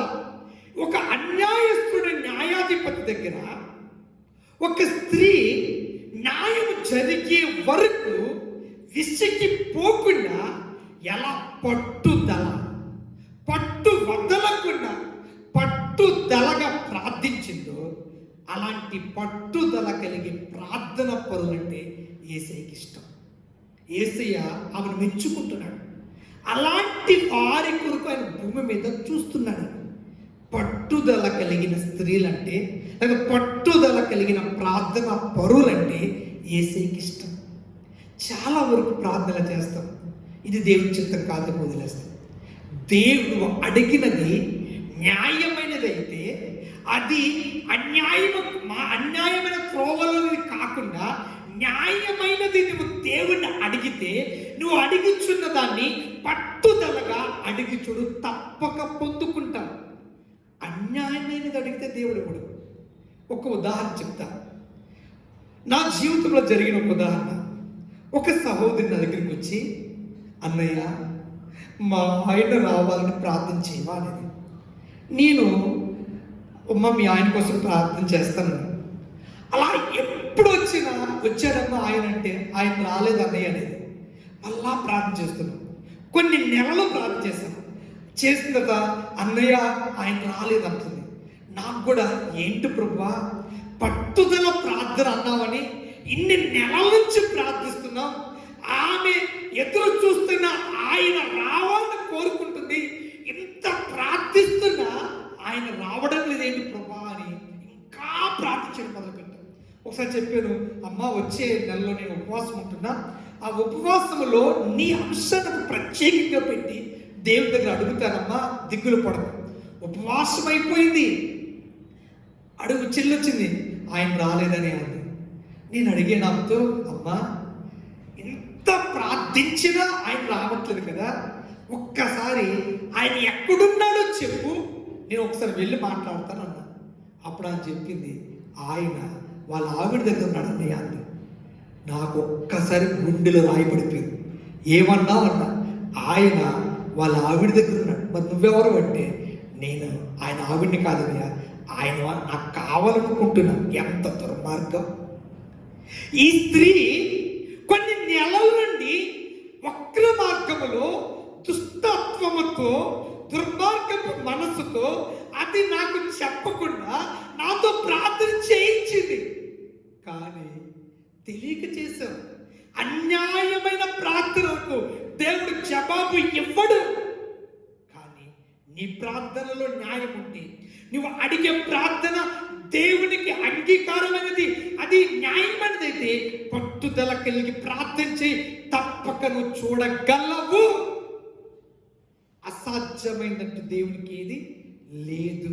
కానీ ప్రార్థనలో పట్టు వదలక సాధించాలన్న పట్టుదల కలిగిన వారిని ప్రభు ఇష్టపడుతున్నాడు, ప్రభు మెచ్చుకుంటున్నాడు. రాజుల మొదటి గ్రంథం 18వ అధ్యాయం తీయద్దు కానీ, రాజుల మొదటి గ్రంథం 18వ అధ్యాయం 41 నుండి 44 దాకా చూస్తే, ఏలియా కాలంలో వర్షము పడకుండా ఏలియా ప్రార్థించాడు. వర్షం ఆగిపోయింది. మరలా ఏలియా ప్రార్థించినప్పుడు వర్షం కొరకు మళ్ళీ ఏలియాయే ప్రార్థిస్తున్నాడు. యాహాబు రాజుతో ఏలియా చెప్తాడు, వర్షము నిన్ను నీ మార్గములో నిన్ను నిలిపేయకుండా ఉండడానికి నువ్వు త్వరగా ఇంటికి వెళ్ళిపో, నేను ప్రార్థన చేయబోతున్నా, వర్షం పడుద్ది అన్నాడు. వెంటనే ఆహాబు ఏలియా ప్రార్థన చేస్తున్నాడు. వర్షాన్ని ఆపిన ఏలియా వర్షాన్ని కురిపించగలడు అని నమ్మకంతో ఉన్నాడు. ఏలియా అక్కడ వాక్యం చెప్తుంది, ఆయన సాష్టాంగపడి 42వ వచనం, ఆహాబు భోజనం చేయబోయెను గాని ఏలియా కర్మెలు పర్వతం మీదకి పోయి నీళ్ళ మీద పడి ముఖము మోకాల మధ్య ఉంచుకొనెను. తర్వాత అతడు తన దాసుని పిలిచి, నువ్వు పైకి పోయి సముద్రం వైపు చూడమనగా వాడు మెరక ఎక్కి పార చూచి ఏమి కనబడలేదు అనగా అతడు ఇంకా 7 మార్లు జాతరించండి. ఏలియా ప్రార్థన చేయడం మొదలుపెట్టాడు. తన దాసుడిని పిలిచన్నాడు, నీ ప్రార్థన చేస్తున్న వర్షం పడాలని వెళ్ళి చూడు సముద్రం వైపు. చూశాడు. ఆ శిష్యుడు చెప్తున్నాడు, గురువు గారు ఏమీ లేదు, మయగం. రెండోసారి ప్రార్థన చేశాడు, మూడోసారి ప్రార్థన చేశాడు, 4వసారి ప్రార్థన చేశాడు. శిష్యుడు వెళ్తున్నాడు, లేదు గురువు చెప్తున్నాడు. 5వసారి ప్రార్థన చేశాడు, శిష్యుడు వెళ్ళాడు, లేదు గురువు చెప్పాడు. 6వసారి ప్రార్థన చేశాడు, శిష్యుడు వెళ్ళాడు, లేదు గురువు అన్నాడు. మనమైతే ఏం చేస్తున్నాం సార్? పట్టు వదిలేస్తాం. ఏలియా పట్టుదల కలిగి 7వసారి కూడా అలాగే ప్రార్థన చేస్తున్నాడు. నేను అనుకుంటున్నా, శిష్యుడు విసిగిపోతుంటే పట్టుదల ఉండాలి. విసుగుదల కాదు మనకు కావలసింది, విసుగక నిత్యము ప్రార్థించండి. ప్రార్థనలు విసిగిపోకూడదు. పరిస్థితులు చూసి నువ్వు విసిగిపోకూడదు. పట్టుదల కలిగి ప్రార్థించు. ఏలియా 7వసారి కూడా పట్టుదలతో ప్రార్థించాడు. అద్భుతమైన వాన కలిగే విధమైన మేఘాన్ని శిష్యుడు చూడగలిగాడు. ఈరోజు పట్టుదల కలిగి ప్రార్థించే వారిని యేసు మెచ్చుకుంటాడు. ఎందుకు యేసు ప్రభు వల్ల ఆశీర్వాదం పొందలేకపోతున్నామంటే, 1 వారం, 1 నెల, 1 సంవత్సరం కాదు, కానీ దేవుడు నీ నుండి కోరుతున్నది పట్టుదల కలిగిన ప్రార్థన, పట్టుదల కలిగిన వ్యక్తులను ప్రభు. అక్కడ వాక్యం ఉంది, లూకాసు 18వ వచనంలో, భూమి మీద ఆ విశ్వాసాన్ని వెతుకుతున్నాడు. అటువంటి పట్టుదల కలిగిన ప్రార్థన పరుల కొరకు ఆయన ఎదురు చూస్తున్నాడు. అటువంటి వారి కొరకు ఆయన ఆశపడుతున్నాడు. అటువంటి వారు కావాలని మెచ్చుకుంటున్నాడు. అలవాటు ప్రార్థన కాదు, పట్టుదల కలిగిన ప్రార్థన. సాధించలేదంటే ఏమీ లేదు. ఈరోజు నువ్వు దేవుని దగ్గర అడిగినది ఏదైనా సరే నిశ్చయంగా దేవుడికి ఇవ్వగలడు. కానీ పట్టుదల కలిగిన ప్రార్థన దేవుని నుండి కోరుతున్నాడు. యోసేపు యవనుడుగా ఉన్నప్పుడే తన కళ్ళగన్నాడు, దర్శనాలు చూశాడు. దేవుని చేత గొప్ప ఆశీర్వాదపు మాటలను పొందుకున్నాడు. కానీ అవి నెరవేర్చబడడానికి మార్గమధ్యములు ఎన్నో పలు విధములుగా శోధనలు, బాధలు, పరిస్థితులు తారుమారు చేయబడ్డాయి. అనుకున్నది ఒకటి, జరుగుతుంది వేరొకటి. అనుకున్న దానికి భిన్నముగా, వ్యతిరేకముగా పరిస్థితులన్నీ తారుమారుగా కనబడుతున్నా దేవుణ్ణి పట్టుదల కలిగి ఉన్నాడు. నాతో వాగ్దానం చేసిన వాడు, నాకు మాట ఇచ్చిన వాడు, నా పట్ల దేవునికి కలిగిన ఆ గొప్ప ప్రణాళిక, ఆ గొప్ప ఉద్దేశం తప్పక నా దేవుని వలన నిన్ను పొందుకుంటాను అని ఎంతో పట్టుదలగా భక్తిని, జీవితాన్ని కాపాడుకున్నాడు. కనుకనే తగిన సమయంలో నిర్ణయించబడిన దైవిని ఆశీర్వాదంకు వారసుడై దేవుని నామాన్ని మహిమపరిచాడు. నిర్ణయించబడిన ప్రతి ఆశీర్వాదం, నిర్ణయించబడే సమయం వరకు నువ్వు పట్టుదల కలిగి ప్రార్థన చేయాలి. బైబిల్లో అబ్రహాం 75 సంవత్సరాల వయసులో తన భార్యకు పిలిచి, నీ నుండి ఇసుక రేణువుల వలె సంతానం విస్తరింప చేస్తాను, గొప్ప చెడులను రప్పిస్తాను దేవుడు చెబితే 100వ సంవత్సరంలో నెరవేర్చే వరకు అబ్రహాము పట్టుదల కలిగి ఉన్నాడు. ప్రార్థన విడిచిపెట్టల, ప్రార్థన చేస్తూనే ఉన్నాడు. అతని ప్రార్థన తన జీవితంలో దేవుడు నిర్ణయించిన ఆశీర్వాదానికి వారసుని చేసింది. 1, కనికరం గల వారిని ప్రభు మెచ్చుకుంటాడు. 2, కృతజ్ఞతలు కలిగిన వారిని ప్రభు మెచ్చుకున్నాడు. 3, పట్టుదల కలిగిన వారిని, ప్రార్థనలు పట్టు వద్దని వారిని ప్రభు మెచ్చుకుంటాడు. 4 లూకాసు వార్త 10వ అధ్యాయం, లూకాసు వార్త 10వ అధ్యాయం 41వ వచనం. అందుకు ప్రభువు, మార్తా మార్తా, నీవనేకమైన పనులను గూర్చి విచారము కలిగి తొందరపడుచున్నావు గాని అవసరమైనది ఒక్కటే, మరియ ఉత్తమమైన దానిని ఏర్పరచుకొనెను. చాలు. ఇక్కడ యేసు ప్రభు ఒక ఇంటికి పిలువబడ్డాడు. ఆ ఇంటిలో 2 స్త్రీలు, మార్తా మరియ అనేవారు ఉన్నారు. పిలిచిన యేసు ప్రభు ఇంటికి వచ్చిన తరువాత అక్క అనబడే మార్తమ్మ విస్తారమైన పనులు పెట్టుకుందని ఉంది. చెల్లి అనబడే మరియ యేసు ప్రభు పాద సన్నిధిలో కూర్చుని ఉంది. అప్పుడు యేసు ప్రభు దగ్గరికి అక్క మాట్లాడుతుంది, ప్రభువా, నేను విస్తారమైన పనుల చేత అలసిపోతున్నా, ఒంటరిగా ఉన్నా, నీకు చింత లేదా? నా చెల్లి అయిన మరియను నీ దగ్గర కూర్చుంది, నా దగ్గరికి పంపించవా? అప్పుడు యేసు ప్రభు చెప్పిన మాట, ఆ ఇద్దరిలో చెల్లిని గురించి పలుకుతున్న మాట, ఆమె ఉత్తమమైన దానిని ఏర్పరచుకున్నది. ఇద్దరిలో యేసు ప్రభు వారు చెల్లిని మెచ్చుకుంటున్నాడు, చెల్లెన మరియను మెచ్చుకుంటున్నాడు, అందరి ముందు మెచ్చుకుంటున్నాడు. అందరి ముందు అక్కైన మా అత్తమ్మ ఫూల్ అయిపోయింది, ఎగతాళిగా అందరి ముందు ఆమె షేర్ చేయబడింది. కానీ మరియ మెప్పు పొందింది. కారణం ఉత్తమమైనది. యేసయ్య సన్నిధిని, ఆయన పాద సన్నిధిని ఎన్నుకున్న మరియను యేసయ్య మెచ్చుకుంటున్నాడు. ఈరోజు చాలామంది ఏది ఎన్నుకుంటున్నామంటే లోకం, డబ్బు సంపాదించాలి. ఇప్పుడు కాదు ఎప్పుడు సంపాదిస్తాం? ఆదివారం చర్చికి రావాలంటే ఆదివారం చర్చి, ఆ రోజే డబ్బులు జీతం ఇస్తున్నారు, ఆ రోజే చాలా పనులున్నాయి కాబట్టి అలా వచ్చి వెళ్ళిపోతాం.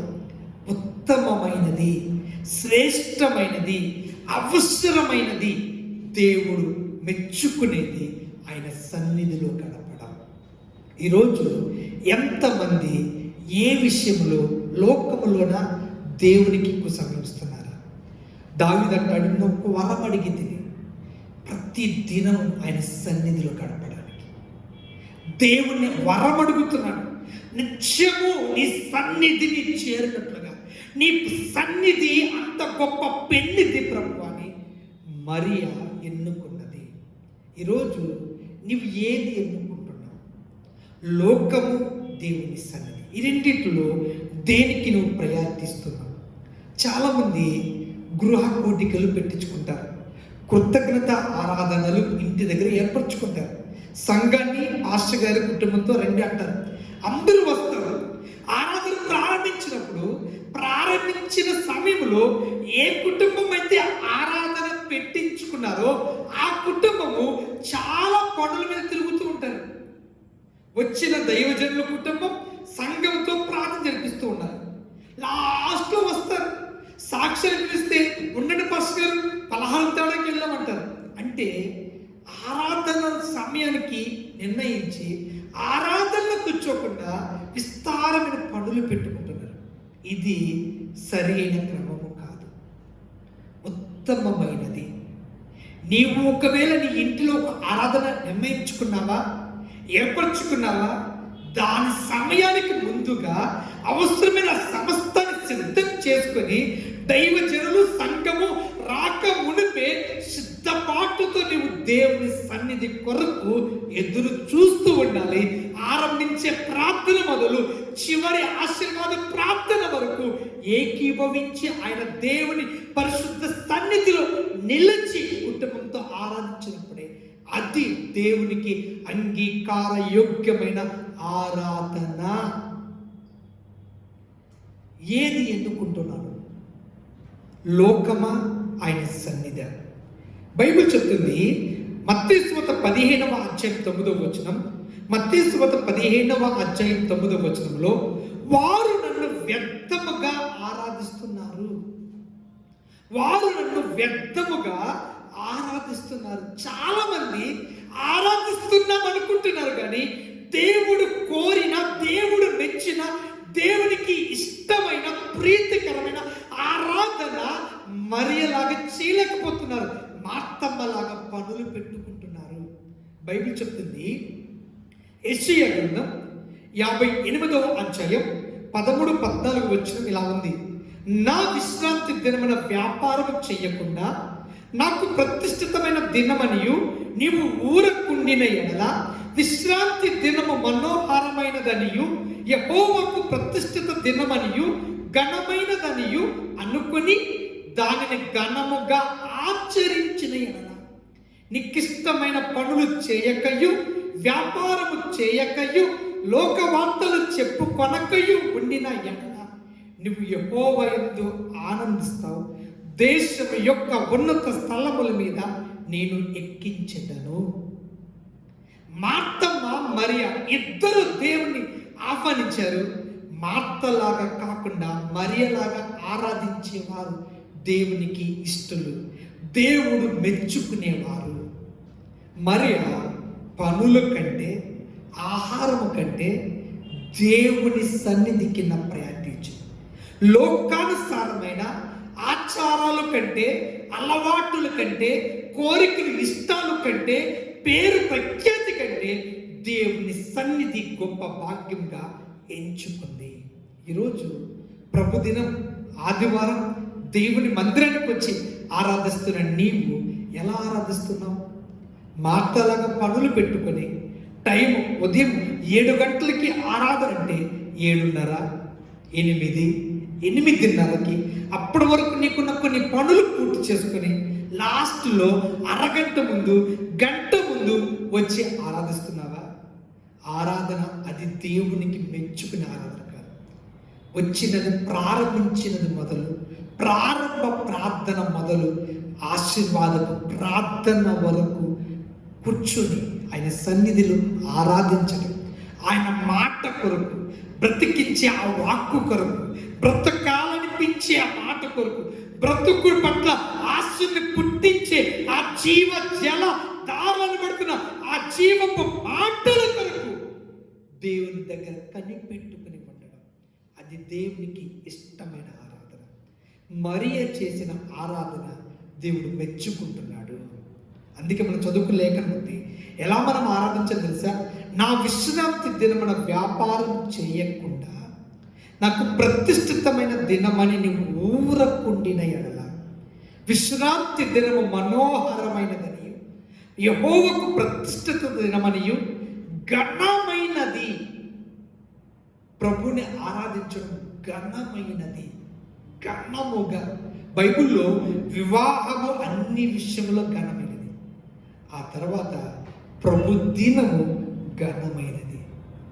ఒక్క మాట అడుగుతున్నా, మిమ్మల్ని నీ స్నేహితులు బంధువులు పెళ్లికి పిలిచారు, వివాహంకి వెళ్తున్నాం, వివాహ విందుకు వెళ్తున్నాం, ఎలా రెడీ అవుతాం? ఎంత నీటుగా, ఎంత హుందాగా, ఎంత హోదాగా, నీ దగ్గర ఉన్న వస్త్రములలో, నీ దగ్గర ఉన్న వెండి బంగారంలో, నీకు కలిగిన వాటిలో గౌరవపదమైన విలువైన వాటిని అలంకరించుకొని చాలా చాలా చాలా గనురాలుగా, గనుడుగా వివాహకు వెళ్తావు కదా. ఆదివారం ఆరాధన, ప్రభుని ఆరాధించడం కూడా అంత ఘనముగా ఆరాధించాలి, అంత నీటుగా, అంత గొప్పగా, అంత హుందాగా దేవుడు ఆరాధించాలి. ఈ యూట్యూబ్ ద్వారా కొన్ని వారాల నుంచి వాక్యాన్ని వింటున్నారు, మీరు చూస్తున్నారు, మీరు గమనిస్తున్నారా?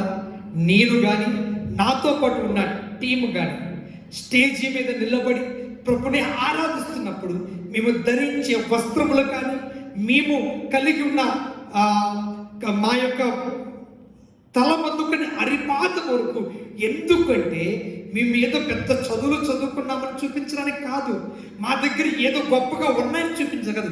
ప్రభుని ఆరాధించేటప్పుడు ఏదో ఆరాధించాలి కాబట్టి ఆరాధిస్తున్నామన్న పద్ధతిలో కాకుండా, ఒక పెళ్లికి వెళ్ళినప్పుడు, ఒక గొప్ప వ్యక్తి దగ్గరికి వెళ్ళినప్పుడు ఎంత హుందాగా, ఎంత టీవీగా, ఎంత గౌరవముగా ఉంటావో అంతకంటే ప్రభు సన్నిధిలో ప్రభుని ఆరాధించేటప్పుడు అంత నీటుగా, అంత గౌరవముగా, అంత హుందాతనముగా దేవుణ్ణి ఆరాధించాలి. మా దగ్గర ఏ షూట్లు ఉన్నాయని, మా దగ్గర ఏదో గొప్పతనం ఉందని చూపించడానికి కాదు ఈ యొక్క టై కట్టుకోవడం, ఈ బట్టలు, ఖరీదైన బట్టలు వేసుకొని ఇంతగా ఆరాధించడం. ఈ యూట్యూబ్లో, ఈ ఛానల్లో ఆరాధనలు చూపిస్తున్నప్పుడే కాదు, 365 రోజులు ప్రభు సన్నిధిలో ఆరాధించే ప్రతి సమయం ఒక యూనిటీగా, ఒక యూనిఫామ్ కలిగి, ఒక గౌరవపదమైన వస్త్రంతో ప్రభుని ఆరాధించడం దేవుడు నాకు ఇచ్చిన దర్శనంలో భాగముగా పెట్టుకున్నాను. అది మొదలు దేవుడు ఈ పరిచర్యను, సంఘమును ఎంతవరకు గొప్పగా దీవిస్తున్నాడు. ఆ ఆరాధన ప్రభుకి అంగీకారం అవుతుంది. ఏదో లేచాం, గబగబ తలదూకున్నాం, ఒక షర్ట్ తీసుకున్నాం, వేసేసుకున్నాం, కూర్చున్నాం, ఆరాధించాం, వెళ్ళిపోయామని కాదు దేవుడు కోరేది. దేవుని సన్నిధిలో ఘనముగా ఆచరించాలి. నీకు ఇష్టమైన పనులు చేయక, వ్యాపారములు చేయక, లోక వార్తలు చెప్పుకొనక దేవుని దగ్గర మనం కూర్చోవాలి. ఆయన సన్నిధిలో పరిశుద్ధాత్మ దేవుని యొక్క సహాయంతో ప్రభువు నీతో ఏం మాట్లాడతాడు. ప్రసంగం చేస్తున్న దైవజన నోటిలోండి మాత్రమే కాదు దేవునితో మాట్లాడింది. పాట పాడుతూ ఉన్నప్పుడు కూడా ఆ పాటలో సందర్భోచితముగా దేవుడు నిన్ను దర్శించబోతున్నాడు. ఒకవేళ ప్రార్థన చేస్తున్న వ్యక్తి యొక్క నోటిలో నుండి వచ్చే ప్రార్థనలో పలికే ఒక మాట నీ జీవితాన్ని ప్రభావితం చేయబోతుంది. వర్షిప్ జరుగుతున్నప్పుడు, లేకపోతే కీర్తన చదువుతున్నప్పుడు, ఆరంభ ప్రార్థన మొదలు ఆశీర్వాదపు ప్రార్థన వరకు దేవుడు నిన్ను ప్రేమిస్తున్నాడని ఘనముగా దేవుని సన్నిధిలో నువ్వు ఆరాధించవలసిన వారమై ఉన్నావు. ప్రభువు మెచ్చుకునేవారు, కన్నెక్కర పడేవారిని ప్రభు మెచ్చుకుంటాడు. కృతజ్ఞతలు కలిగిన వారిని ప్రభు మెచ్చుకుంటాడు. పట్టుదల కలిగిన ప్రార్థన పరులను ప్రభు మెచ్చుకుంటాడు. దేవుని సన్నిధిని ఎన్నుకునే మరియ లాంటి వారిని ప్రభు మెచ్చుకుంటాడు. లోకమా, ప్రభు సన్నిధి ఏది అన్నప్పుడు ప్రభు సన్నిధి పెన్నిదిగా ఎంచుకున్న మరియను ప్రభు మెచ్చుకున్నాడు. లూకా సువార్త 5:21 అధ్యాయం 1-2 వచనాలు. కానుక పెట్టెలో తమ కానుకలను వేయించున్న ధనవంతులను ఆయన పారచూచెను. ఒక బేద విధవరాలు 2 కాసులు అందులో వేయించుండగా చూచి, ఈ బేద విధవరాలు అందరికంటే ఎక్కువ వేసినని మీతో నిజంగా చెప్పుచున్నాను. చాలు. 5 ఎక్కువ వేసిన ఈ బేద విధవరాలు ప్రభు మెచ్చుకుంటాడు. అందరి ముందు ఒక పేద విధవరాలు కానుక పెట్టెలో వేయించున్న కానుకను బట్టి ఆమెను మెచ్చుకుంటున్నాడు.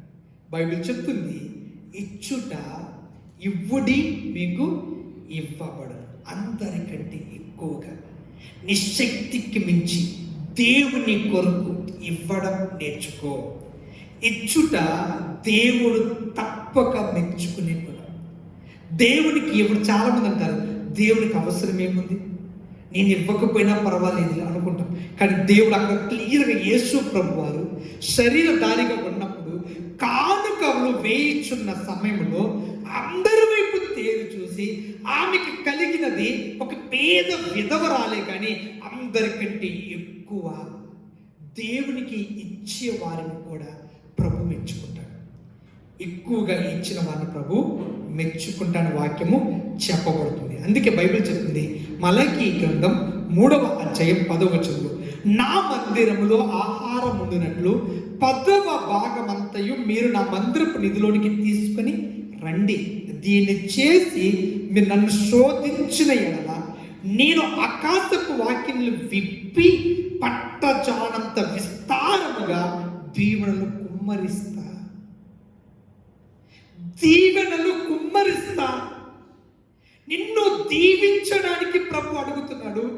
అక్కడ యేసు ప్రభు కానుకల పెట్టి వైపు తేరి చూస్తున్నాడు. సామాన్యంగా మందిరములో 10 సంవత్సరాలు న్యూ ఫిలడెల్ఫియా మందిరముగా శ్రీకాకుళం ఆరాధన జరుగుతుంది. 10 సంవత్సర కాలములో చాలా తక్కువ, 10 సంఖ్య కూడా దాటి ఉండదు, ఇవ్వండి ఇచ్చుటనే ఆశీర్వాదం అన్న మాట నా నోటి నుండి ఎప్పుడు చెప్పలేదు. 10 సార్లు మించి కూడా ఉండదు. ఎందుకంటే అది కాదు ముఖ్యం అనుకున్నాం. కానీ ఇప్పుడు కూడా ఎందుకు చెప్పబడుతుందంటే యేసు ప్రభువే స్వయంగా వేయబడుతున్న కానుకల వైపు చూచి ఒక స్త్రీని మెచ్చుకున్నట్టుగా ఉంది. దేవుని వాక్యం చెప్తుంది, కానుకలు ఇవ్వటము కూడా ప్రభు మెచ్చుకోవడానికి ఒక మార్గం. దేవుని పరిచర్య ముందుకు సాగడానికి, దేవుని రాజ్య సువార్త విస్తరించడానికి, మందిరములో ఆహారం ఉన్నట్లుగా మందిర అవసరములు తీర్చబడి ఇంకా మందిరములు కట్టబడుతూ, మందిరము విశాలపరచబడుతూ, మందిరములో కావలసిన సౌకర్యాలు ఏర్పరచబడుతూ అనేకులు దేవుని వైపు, దేవుని యొద్దకు రాగలుగుటకు, వచ్చుటకు, కూర్చుటకు, ఏర్పరచబడుటకు నీవు నేను తోడ్పడవలసిన వారమై ఉన్నావు. ఆ తోడ్పాటు కలిగిన వారిని ప్రభు మెచ్చుకుంటున్నాడు. అందుకంటున్నాడు, నా మందిరములో ఆహారం ఉండినట్లు 10వ భాగం అంతయు మీరు నా మందిరపు నిధిలోనికి తీసుకొని రండి. నా మందిరపు నిధిలోనికి రండి అని చెప్పిన వాడు వచ్చిన వారు వేయించున్న దాన్ని కూడా చూస్తున్నాడు. ఇంతవరకు చాలామంది పాస్టర్ గారు చూడరు కదా, అందరితో పాటు కలిసి వేసేస్తున్నాం, అందరూ వేస్తున్నారు మనం కూడా వేసేస్తే పాస్టర్ గారు చూడట్లేదు కదా. నిజమే, ఏ పాస్టర్ గారు కూడా చూడరు. కానీ నిన్ను మెచ్చుకోవాలంటే, ప్రభు చేత నీవు మెప్పు పొందాలంటే ఇచ్చే విషయంలో నమ్మకంగా ఉండు. ఆకాశపు వాక్యలను విప్పి పట్టజాలనంతగా ప్రభు చేత నీవు దీవించబడాలంటే నువ్వు నమ్మకంగా దేవునికి ఇవ్వవలసినవి ఇచ్చి చూడండి. చాలామంది ఏమంటారంటే, కొత్త నిబంధనలో యేసు ప్రభు దశమ భాగం గురించి అక్కడి నుంచి చెప్పాడా? చెప్పలేదు కదా. పాస్టర్లు ఎందుకు ఈ మాట చెబుతూ ఉంటారు? చూద్దాం. మత్తయి సువార్త, ఇది తీయండి ప్లీజ్. మత్తయి సువార్త 23వ అధ్యాయం, అందరూ తీయండి. పేజీ నంబర్ కొత్త నిబంధనలు 24. మత్తయి సువార్త 23వ అధ్యాయం 23వ వచనం నేను చదువుతా చూడండి. యేసు ప్రభు స్వయంగా చెప్పిన మాట, అయ్యో వేషధారులైన శాస్త్రులారా, పరిసయ్యులారా, మీరు పుదీనాలోను, సోపులోను, జీలకర్రలోను 10వ వంతు చెల్లించి ధర్మశాస్త్రంలో ప్రధానమైన విషయాలను అనగా న్యాయమును, కనికరమును, విశ్వాసమును విడిచిపెట్టిరి. 10వ వంతు చెల్లిస్తూ న్యాయము, కనికరమును, విశ్వాసాన్ని విడిచిపెట్టారు అని చెబుతూ యేసుప్రభు చెప్పండి, వాటిని మానక 10వ వంతు చెల్లించారు కదా, వాటిని మానక వీటిని చేయవలసి ఉండెను. ఇక్కడి భాగంలో మీరు 10వ వంతు చెల్లిస్తున్నారు, కానీ న్యాయము, కనికరము, విశ్వాసాన్ని మానేశారు. వాటిని చెల్లిస్తున్నారు, వీటిని మానేశారు. యేసుప్రభు చెప్పాడు, వాటిని మానొద్దు, వీటిని కూడా చెయ్యండి. అంటే 10వ వంతు చెల్లించడం మానవద్దు, అది మానేయమని యేసుప్రభు చెప్పలా. మీరు 10వ వంతు చెల్లిస్తున్నారు, కానీ కనికరమును, న్యాయమును, విశ్వాసాన్ని వదిలేశారు. 10వ వంతు చెల్లిస్తున్నారు, న్యాయము, కనికరమును, విశ్వాసాన్ని వదిలేశారు. వాటిని మానొద్దు, వీటిని చెయ్యండి. 10వ వంతు చెల్లించడం మానొద్దు, చెయ్యవలసిన క్రియలు చెయ్యండి. ఇది యేసు ప్రభు వారు చెప్పిన మాట. కొత్త నిబంధనలో ఎక్కడ చెప్పాడు యేసు ప్రభు అంటే, ఇది రాసుకోండి, మీరు క్లియర్గా చదవండి. 10వ వంతు చెల్లించండి, అది నా మందిరములో ఆహారం ఉండడం, తర్వాత దేవుని పరిచర్య కొరకు, దేవుని రాజ్య వ్యాప్తి కొరకు, దేవుని పని ఇంకా విస్తారముగా విరివిరిగా విస్తరించి గొప్పగా దీవెనగా జరుగుటకు ఉపయోగపడుద్ది. దేవుడు పిలిచిన సేవకులు తనకిచ్చిన దర్శనాన్ని ఇంకా ఎక్కువగా ముందుకు సాగడానికి ఉపయోగపడుద్ది. ఇది మీరు మానక క్రియలు కూడా చేయండి అని యేసు ప్రభు చెప్పాడు. అందుకే బైబిల్ చెప్తుంది, చాలా మంది అనుకుంటున్నారు దేవుని కంటే పాస్టర్ గారికి కదా వెళ్తుంది, యాజకుడికి వెళ్తుంది కదా, దానివల్ల ఇవ్వడం ద్వారా పాస్టర్ గారి కుటుంబం బాగా దీవించబడిపోతుందేమో. వాక్యం చెప్తుంది, యెహెజ్కేలు గ్రంథం 44వ అధ్యాయం 33వ వచనం, మీ ప్రతిష్ఠిత అర్పణముల అన్నిటిలోనూ తొలుచూలు వాటన్నిటిలోనూ మొదటివి, ప్రథమ ఫలములన్నిటిలోనూ మొదటివి యాజకులవి అగ్గును, మీ కుటుంబములకు ఆశీర్వాదం కలుగునట్టు. క్లియర్గా ఉంది. మీరు యాజకులు అనబడుతున్న దేవుని సేవలో, దేవుని సేవను జరిపిస్తున్న దైవ జనులకు అప్పగించిన ప్రతి విధమైన వాటిని బట్టి మీ కుటుంబములు ఆశీర్వదించబడతాయి, మీ కుటుంబములు మెండుగా దీవించబడతాయి. లేఖనం అదే చెప్పబడుతుంది. హల్లెలూయా, హల్లెలూయా. దినవృత్తాంతాల గ్రంథం 31వ అధ్యాయం, దినవృత్తాంతాల గ్రంథం 31వ అధ్యాయం 10వ వచనములో ఇలా ఉంది, యెహోవా మందిరములోనికి జనులు కానుకలు తెచ్చుట మొదలు పెట్టినప్పటి నుండి. అక్కడ హిజ్కియా ఒక ఆజ్ఞ ఇచ్చాడు. యూదా ఇశ్రాయేలు జనాంగముతో ఇంతకు ముందు చేసిన విగ్రహ ఆరాధనలు పడగొట్టి నిశ్చయముగా మనము మన దేవునికి సమర్పించవలసిన బలులను సమర్పణను చేస్తూ ఏ ఒక్కరు కూడా తప్పక పాటించవలసిన కొన్ని కర్తవ్యాలను ప్రకటించాడు. జనులు నిశ్చయముగా ప్రకటించబడిన ఆజ్ఞను చప్పున వారు ఆజ్ఞను మీరక పాటించడం మొదలుపెట్టారు. హిజ్కియా రాజు ఆశ్చర్యపోతూ తన రాజ్యం వైపు చూసి, ఇది ఎలా సాధ్యం?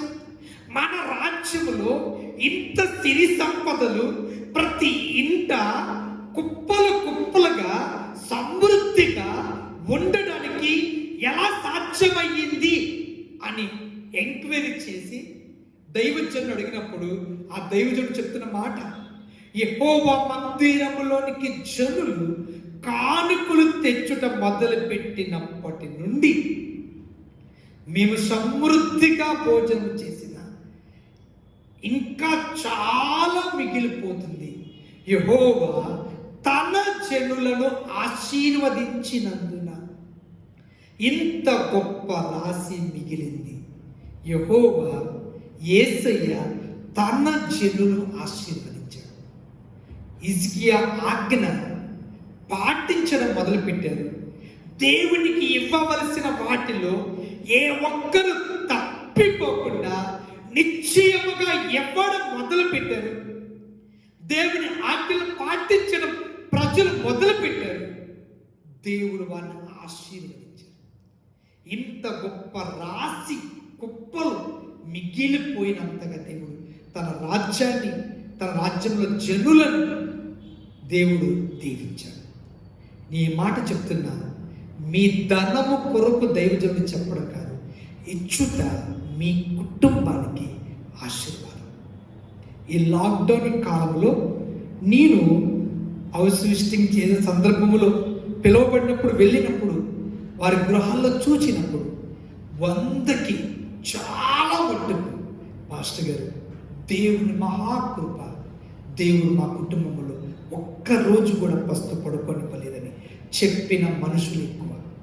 కొందరు వారు చాలా బాధలో ఉన్నారని చెప్పారు. వారిని కించపరచాలని కాదు, కానీ ఇచ్చే విషయంలో దేవునికి ఇవ్వడంలో వెనకడుగు వేసిన వారు కష్టాల్లోనే ఉన్నారు. దేవునికి ఇచ్చిన వారు సమృద్ధిగానే ఉన్నారు. ఇచ్చుట దేవునికి నువ్వు ఎంత ఇచ్చినా సమృద్ధిగా దేవుడు తిరిగి ఇవ్వగలడు. నీకు సమృద్ధిని ఇవ్వగలడు. చాలామంది పాస్టర్ గారు అప్పులు తీరట్లేదు, అప్పులు అయిపోతున్నాం, ఎంత అనుకున్నంత తారుమారవుతుంది. ఆ కారణం ఒక్కసారి పరీక్షించుకో.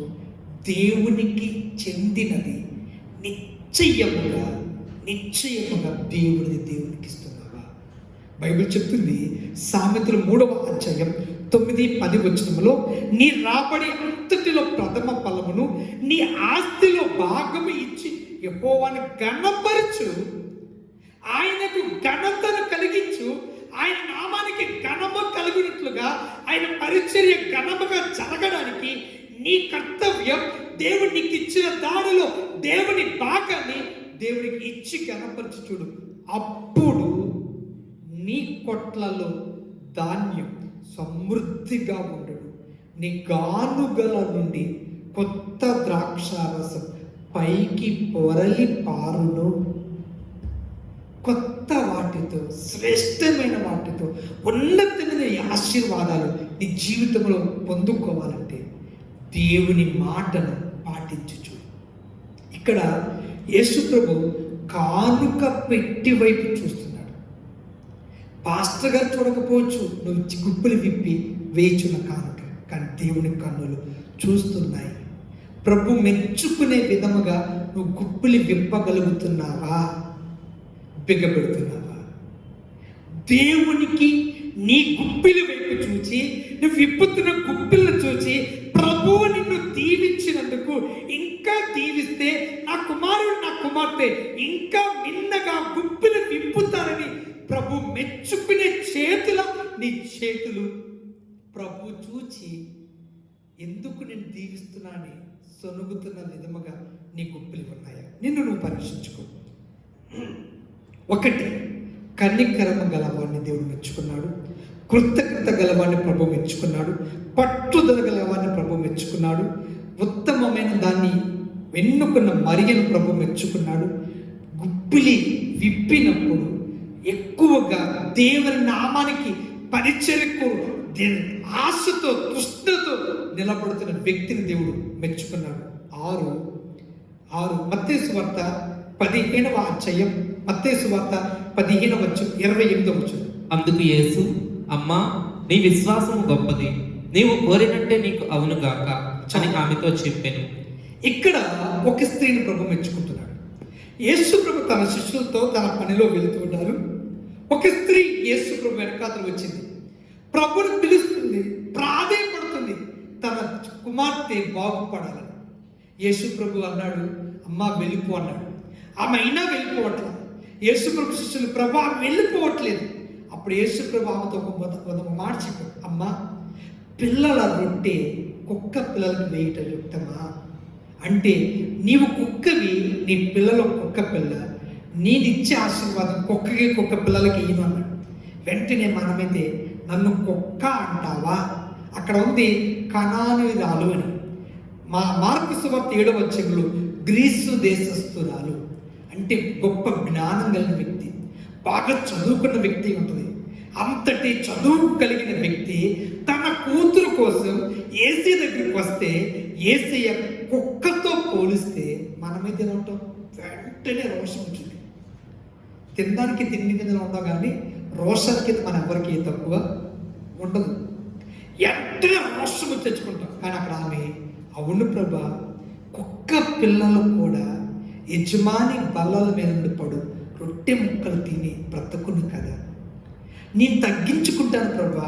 అంటే అక్కడ ఆ స్త్రీని యేసు ప్రభు చులకన చెయ్యాలని కాదు, తగ్గించుకునే తత్వం, గుణం ఆమెలో ఉందా లేదా చూస్తున్నాడు. ఈరోజు తగ్గింపు గుణం నీకుందా? ఒకవేళ మందిరంకి వచ్చినప్పుడు నీకు తగు మాత్రమైన గౌరవం ఆ సమయంలో రాలేకపోవచ్చు, కానీ తగ్గించుకోగలుగుతున్నావా? ఒక విందులో ఉన్నప్పుడు నిన్ను ముందు పిలవకపోవచ్చు, నీకు ప్రత్యేకమైన గౌరవం ఇవ్వకపోవచ్చు, కానీ తగ్గించుకోగలవా? ఇది నాది, ఇది మనది, దేవుడు మనకిచ్చిన ఈ అవకాశం అని తగ్గించుకుంటున్నావా? తగ్గించుకున్న ఆ స్త్రీని, అమ్మా, నీ విశ్వాసం గొప్పది. అక్కడ ఉన్న సకల ప్రజలను, శిష్యులను చూసి ఆమెను పొగుడుతున్నాడు, అమ్మా, నీ విశ్వాసం గొప్పది. ఆ మాట ఆమె ఎంతో ఆనందింపచేసింది. ఈరోజు అందుకే యేసు చెప్పాడు, తన్ను తాను తగ్గించుకున్నవారు హెచ్చింపబడతాడు. ఈరోజు నీకు గుర్తింపు, నీకు ప్రయారిటీ, నీకు అవకాశం, నీకు ఇవ్వవలసిన స్థానం అనుకున్న రోజు, అనుకున్న టైం, అనుకున్న విధంగా రాకపోయినా ప్రభు బిడ్డగా నీకు నాకు మనకుండాలి తగ్గించుకొని వెళ్ళడం. ఆ తగ్గింపు గుణము ఒకరోజు తప్పక ప్రభు చేత మెప్పు పొందుతావు. మనుషులు నిన్ను మెచ్చుకోకల్లా, అదే మనుషుల చేత మెప్పు పొందే స్థితిలో నీ జీవితాన్ని, నీ కుటుంబాన్ని, నీ భవిష్యత్తుని నీ తల పైకెత్తువాడు. యేసు ప్రభు చెప్పాడు, మీ అవమానమునకు బదులుగా రెట్టింపు కనిపిస్తాడు. ఈరోజు తగ్గించుకోవడానికి ఇష్టపడితే, నలుగురు ముందు తగ్గింపబడడానికి లొంగితే, తల వచ్చుతే రెట్టింపు ఘనతకు పాత్రురాలుగా దేవుడిని చేస్తాడు. దేవుడు ఎవరిని తగ్గించాలని కాదు, రెట్టింపు ఘనత ఇవ్వడానికి తగ్గింపుకు చూస్తున్నాడు. తగ్గించుకోగలవా? ఆ తగ్గింపు స్వభావం నీకు నాకు ఉండదా? 7 లూకాసువార్త 16వ అధ్యాయం, లూకాసువార్త 16వ అధ్యాయం 8వ వచనం. అన్యాయస్తుడైన ఆ గృహ నిర్వాహకుడు యుక్తిగా నడుచుకొనెనని వాని యజమానుడు వానిని మెచ్చుకొనెను. ఇక్కడ మెప్పు పొందడానికి ఒక యజమానుడు పనిచేస్తున్నాడు. ఆ పని వాడితో యజమాని చెప్పాడు, నిన్ను పనిలోంచి తీసేస్తున్నా. వెంటనే ఇప్పుడు ఈ పని పోతే తర్వాత నా పరిస్థితి ఏంటి అన్న జ్ఞానం కలిగి ముందు జాగ్రత్తగా తర్వాత బ్రతకాలంటే, బ్రతికి ఉండాలంటే నేను ఎలా ఏం చెయ్యాలన్నది ఇప్పుడు ఒక ఆలోచనతో, ఒక ప్రణాళికతో వెళ్తున్నాడు. ఆ వ్యక్తి యొక్క ఆలోచనను, ముందు చూపుడు ప్రభు మెచ్చుకుంటున్నాడు. ఈరోజు రేపటి గురించి నా ముందు చూపు నీకుందా? ప్రణాళిక నీకుందా? ఒక ఉదాహరణ చెప్తా. నాకు తెలిసిన ఒక ఆర్టీసీలో రిటైర్డ్ అయిపోయిన ఒక వ్యక్తిని, రిటైర్డ్ అయిన తర్వాత వారి ఇంటికి వెళ్ళాం. కొద్ది రోజుల తర్వాత వెళ్ళి, మంచి ఉద్యోగం చేసావు, రిటైర్డ్ అయిపోయావు కదా డ్రైవర్గా, ఇప్పుడు పెన్షన్ బాగా వస్తుంది, గవర్నమెంట్ జాబే కదా. ఆయన చెప్పాడు, పెన్షన్ మాకు పెద్దగా రాదండి. ఎందుకు రాదు అన్న, గవర్నమెంట్ ఉద్యోగం రిటైర్డ్ అయిపోతే ఒక ఎంఆర్ఓ జీప్ డ్రైవర్ కానీ, లేకపోతే ఒక కలెక్టరేట్ జీప్ డ్రైవర్గా, ఒక డ్రైవర్గా ఉన్న, చిన్న వాహనానికి డ్రైవర్గా ఉన్న వ్యక్తి రిటైర్డ్ అవుతుంటే ఆ పెద్ద అమౌంట్ డబ్బుతో పాటుగా ప్రతి నెల 40,000 30,000 పెన్షన్ వస్తుంది కదా, అంత మించే వస్తుంది కదా, మరి మీకెందుకు రాదంటే ఆయన చెప్పిన మాట ఏంటంటే, మాకు వచ్చేది 2,000 అన్నాడు. నేను షాక్ అయిపోయాను. ఎందుకు 2,000 అంటే, ముందుగా మీ ఉద్యోగంలో జాయిన్ అయినప్పుడే మా జీతంలో కొంత అమౌంట్ ఈ పిఎఫ్లని కొన్ని విషయాలు కట్ చేస్తారు. అప్పుడు మేము, మా యూనియన్ వారు, మాకు మీరు ఏం కట్ చేయక్కర్లేదు, మా డబ్బులన్నీ మాకు ఇచ్చేయండి, మేము జాగ్రత్త చేసుకుంటాం, మాకు ముందు చూపు ఉందని చెప్పి తీసుకున్నాం. కాబట్టి మా జీతం అంతా మేము తీసేసుకున్నాం. ఇప్పుడు రిటైర్డ్ అయిన తర్వాత మాకు వేరే అమౌంట్ ఏమీ చేతికి అందదు. అదే చాలా గవర్నమెంట్ సెక్టర్లో పనిచేస్తున్న చాలా ఉద్యోగస్తులు రిటైర్డ్ అయిన తర్వాత మంచి అమౌంట్ వస్తుంది, ఆ తర్వాత కూడా ప్రతి నెల పెన్షన్గా అందుతుంది. కారణం, వారు నెల వచ్చే జీతంలో గవర్నమెంట్కి వారు చెప్పేది ఏంటంటే, మా జీతంలో కొంత భాగం కట్ చేసి మాకు రిటైర్డ్ అయినప్పుడు రావడానికి, ఆ తర్వాత కూడా పెన్షన్ రూపంగా ఇవ్వడానికి మేము ఇష్టపడుతున్నామని ఎవరైతే దానికి అంగీకరించి వెళ్తారో వారికి తర్వాత కూడా డబ్బు మిగులుతుంది. అంటే ముందు జాగ్రత్త. యేసు ప్రభు కూడా ఇటువంటి ఆలోచన కలిగిన వారికి ఇష్టం. ఇక్కడ చెప్పిన ఉదాహరణలో మీరు సరిగా ఆలోచిస్తే, లూకాసువార్త 16వ అధ్యాయం 1 నుండి 8 దాకా మీరు జాగ్రత్తగా ఇప్పుడు తర్వాత చదవండి. ఒక వ్యక్తి తన ఉద్యోగం పోతే ఇక నాకు బ్రతకడం కష్టమని ముందుగానే ఉద్యోగం ఉన్నప్పుడే తనకంటూ తర్వాత బ్రతకడానికి ఎలా ఉండాలో అన్ని సిద్ధం చేసుకుంటున్నాడు. ఈరోజు ఈ భూమి మీద మనిషిగా, నరుడిగా, నరరూపిగా మానవ జన్మనిచ్చిన దేవుడు నీకు మరొక మంచి అవకాశం ఇవ్వబోతున్నాడు. అది స్వర్గములో, పరలోకములో భాగ్యం. ఆ పరలోకములో నీవు నిత్య రాజ్యములో ధనవంతుడిగా, భాగ్యవంతుడిగా ఉండాలంటే ఈ భూమి మీద ఉండగానే నీవు దేవుని రాజ్యం కొరకు కొంత ఖర్చు పెట్టు. ముందు జాగ్రత్త కలిగి ఉండు. ఇప్పుడు ఉన్నదంతా ఖర్చు పెట్టి తినేసి ఆ తర్వాత పరలోకి వెళ్ళిన తర్వాత ఏమీ లేదంటే కుదరదు. యేసు ప్రభు అదే చెప్పాడు. మార్కు సువార్త 10వ అధ్యాయం, మార్కు సువార్త 10వ అధ్యాయం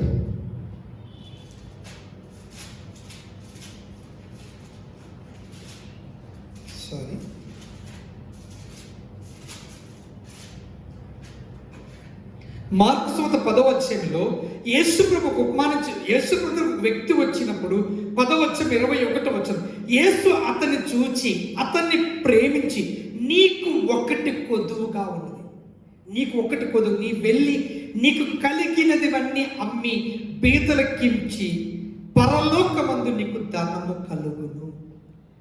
నువ్వు ఈ భూమి మీద ఉన్నప్పుడే నీ ధనమును దేవుని కొరకు బీదల కొరకు ఖర్చు పెడితే పరలోకము దేవుడిస్తున్నా ఆ పరలోకంలో నీకు ధనము కలుగుద్ది. లూకాసు 16వ అధ్యాయంలో చెప్పిన ఉపమానం అదే. ఒక వ్యక్తిని ఎప్పుడు మెచ్చుకున్నాడంటే రేపటికంటూ తాను ముందుగానే జాగ్రత్త పడుతున్నాడు. ఇక్కడ మార్కు 10వ అధ్యాయంలో యేసు ప్రభు చెప్పాడు, నీకు నేను ఇచ్చే ఆ పరలోకములో నీకు ధనం కలుగుటకు ఈ భూమి మీద ఉన్నప్పుడే పరలోకములో ధనమును సమకూర్చుకోండి. ఆ ధనవంతుడు ఈ భూమి మీద ధనము ముఖ్యమని వెళ్ళిపోయాడు. ఈరోజు చాలా మంది దేవునికి ఇచ్చే విషయంలో, దేవుని కొరకు ఖర్చు పెట్టే విషయంలో ఆలోచిస్తుంటారు, వెనకడుగు వేస్తుంటారు. ఒకటి చెప్పనా, ఈ మాట ఎవరిని బాధ పెట్టాలని కాదు, కానీ సందర్భోచితంగా చెప్తున్నారు. సాతాను 2 ప్రణాళిక మనిషి పట్ల కలిగింది. ఒకటి, ఆయన నీకు ఇచ్చే ఆ రాజ్యంలో నువ్వు ప్రవేశించకూడదు. 2, నువ్వు ప్రవేశించుతున్నావు, ఎలాగైనా నువ్వు ప్రవేశించదగిన కృప పొందుతున్నావు అని సాతానుకు అర్థమైతే ఆయన రాజ్యములో ప్రవేశిస్తున్న నీవు ఆయన రాజ్యములో ధనవంతుడివి కాకూడదు. అక్కడ నీకు ధనము ఉండకూడదు, అక్కడ నీవు ధనమును కలిగి ఉండకూడదనే ఉద్దేశంతో నిన్ను ఇచ్చే విషయంలో, దేవుని కొరకు ఖర్చు పెట్టే విషయంలో నీ మనస్సును ప్రభావితం చేస్తుంటాడు. యేసయ్య నీకు ఇస్తున్న రాజ్యంలో ధనవంతుడిగా ఉండుటకు ముందు చూపు కలిగి ఉండు, జాగ్రత్త పడు, ఆలోచన కలిగి ఉండు, దాని పట్ల ఒక ప్రణాళిక కలిగి ఉండు. లూకాసు 16వ అధ్యాయం 1 నుండి 8 వచనంలో యేసు ప్రభు ఒక వ్యక్తిని మెచ్చుకోవడానికి కారణం, అతడు రేపటి దినము నాకు దేవుడు ఇస్తున్నాడు, ఆ రోజు బ్రతకాలి. పరలోకం ఒక క్రైస్తవుడిగా నీకు నాకు పాపిగా పుట్టిన మనలను తన రక్తములో మన పాపములు కడిగి నిత్య నరకమునకు అంచులకు వెళ్ళిపోయిన మన జీవితాలను తన రక్తం చేత కడిగి పవిత్రపరిచి నీతిమంతులుగా చేసి ఆ పరలోక రాజ్య నివాసమును అవకాశం దేవుడు ఇస్తున్నాడే అన్న నిశ్చయత నీకుంటే ఆ రాజ్యంలో ధనవంతుడిగా ఉండాలన్న ప్రణాళిక ఎవరు కలిగి ఉంటారు, ఆలోచన కలిగి ఉంటారు, ఆ ప్రణాళికను అవలంబిస్తారు, ఆచరిస్తారు, వారిని ప్రభు మెచ్చుకుంటాడు. ప్రభు మెచ్చుకున్న వాడే యోగ్యుడు. 1, కనికరం కలిగిన వారిని ప్రభు మెచ్చుకుంటాడు. కృతజ్ఞత కలిగిన వారిని ప్రభు మెచ్చుకుంటాడు. పట్టుదల కలిగి ప్రార్థన పరులు ప్రభు మెచ్చుకుంటాడు. లోకము కంటే దేవుని సన్నిధిని పెన్నిదిగా ఎంచుకున్న వారిని ప్రభు మెచ్చుకుంటాడు. ఇచ్చుచున్న కానుకలను చూచి ప్రభు మెచ్చుకుంటాడు. తగ్గింపు కలిగిన తత్వాన్ని చూచి ప్రభు మెచ్చుకుంటాడు. భవిష్యత్తు గురించిన ఆలోచన ప్రణాళిక కలిగిన వ్యక్తిని ప్రభు మెచ్చుకుంటాడు. వీటిని పాటించి ప్రభు మెప్పు నుండి ప్రభు ఆశీర్వాదానికి వారసులం అవుదాం. దేవుడి మాటల ద్వారా మనలను దీపించును గాక. ఆమేన్. కళ్ళు మూసుకుందాం, ప్రార్థన. మమ్మల్ని మిక్కిలిగా ప్రేమించుచున్న మా పరలోకపు తండ్రి యేసయ్య, నిన్ను ఆరాధించగలుగు సదవకాశం ఈ విధముగా మీరు మాకు ఇచ్చారు. మేము చేయు ఆరాధన నీకు అంగీకారమే.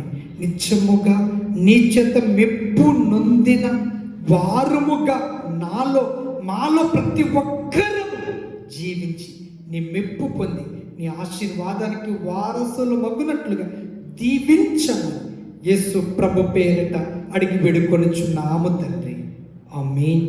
యేసు రక్తమే జయం, ప్రభు యేసు రక్తమే జయం, సిలువ రక్తమే జయం, అపవాది క్రియల అనంత నాశనం, యేసు రక్తమే సంపూర్ణ విజయం కలుగును గాక. మన తండ్రి అయిన దేవుని ప్రేమ, ప్రభుని యేసుక్రీస్తు కృపయు, పరిశుద్ధాత్మ అన్యోన్య సహవాసం ఇప్పుడును ఎల్లప్పుడును సదా నిరంతరం తోడై ఉండి నడిపించును గాక. Amen, amen, amen. God bless you. దేవుడు మనలను దీవించును గాక. ఆమేన్.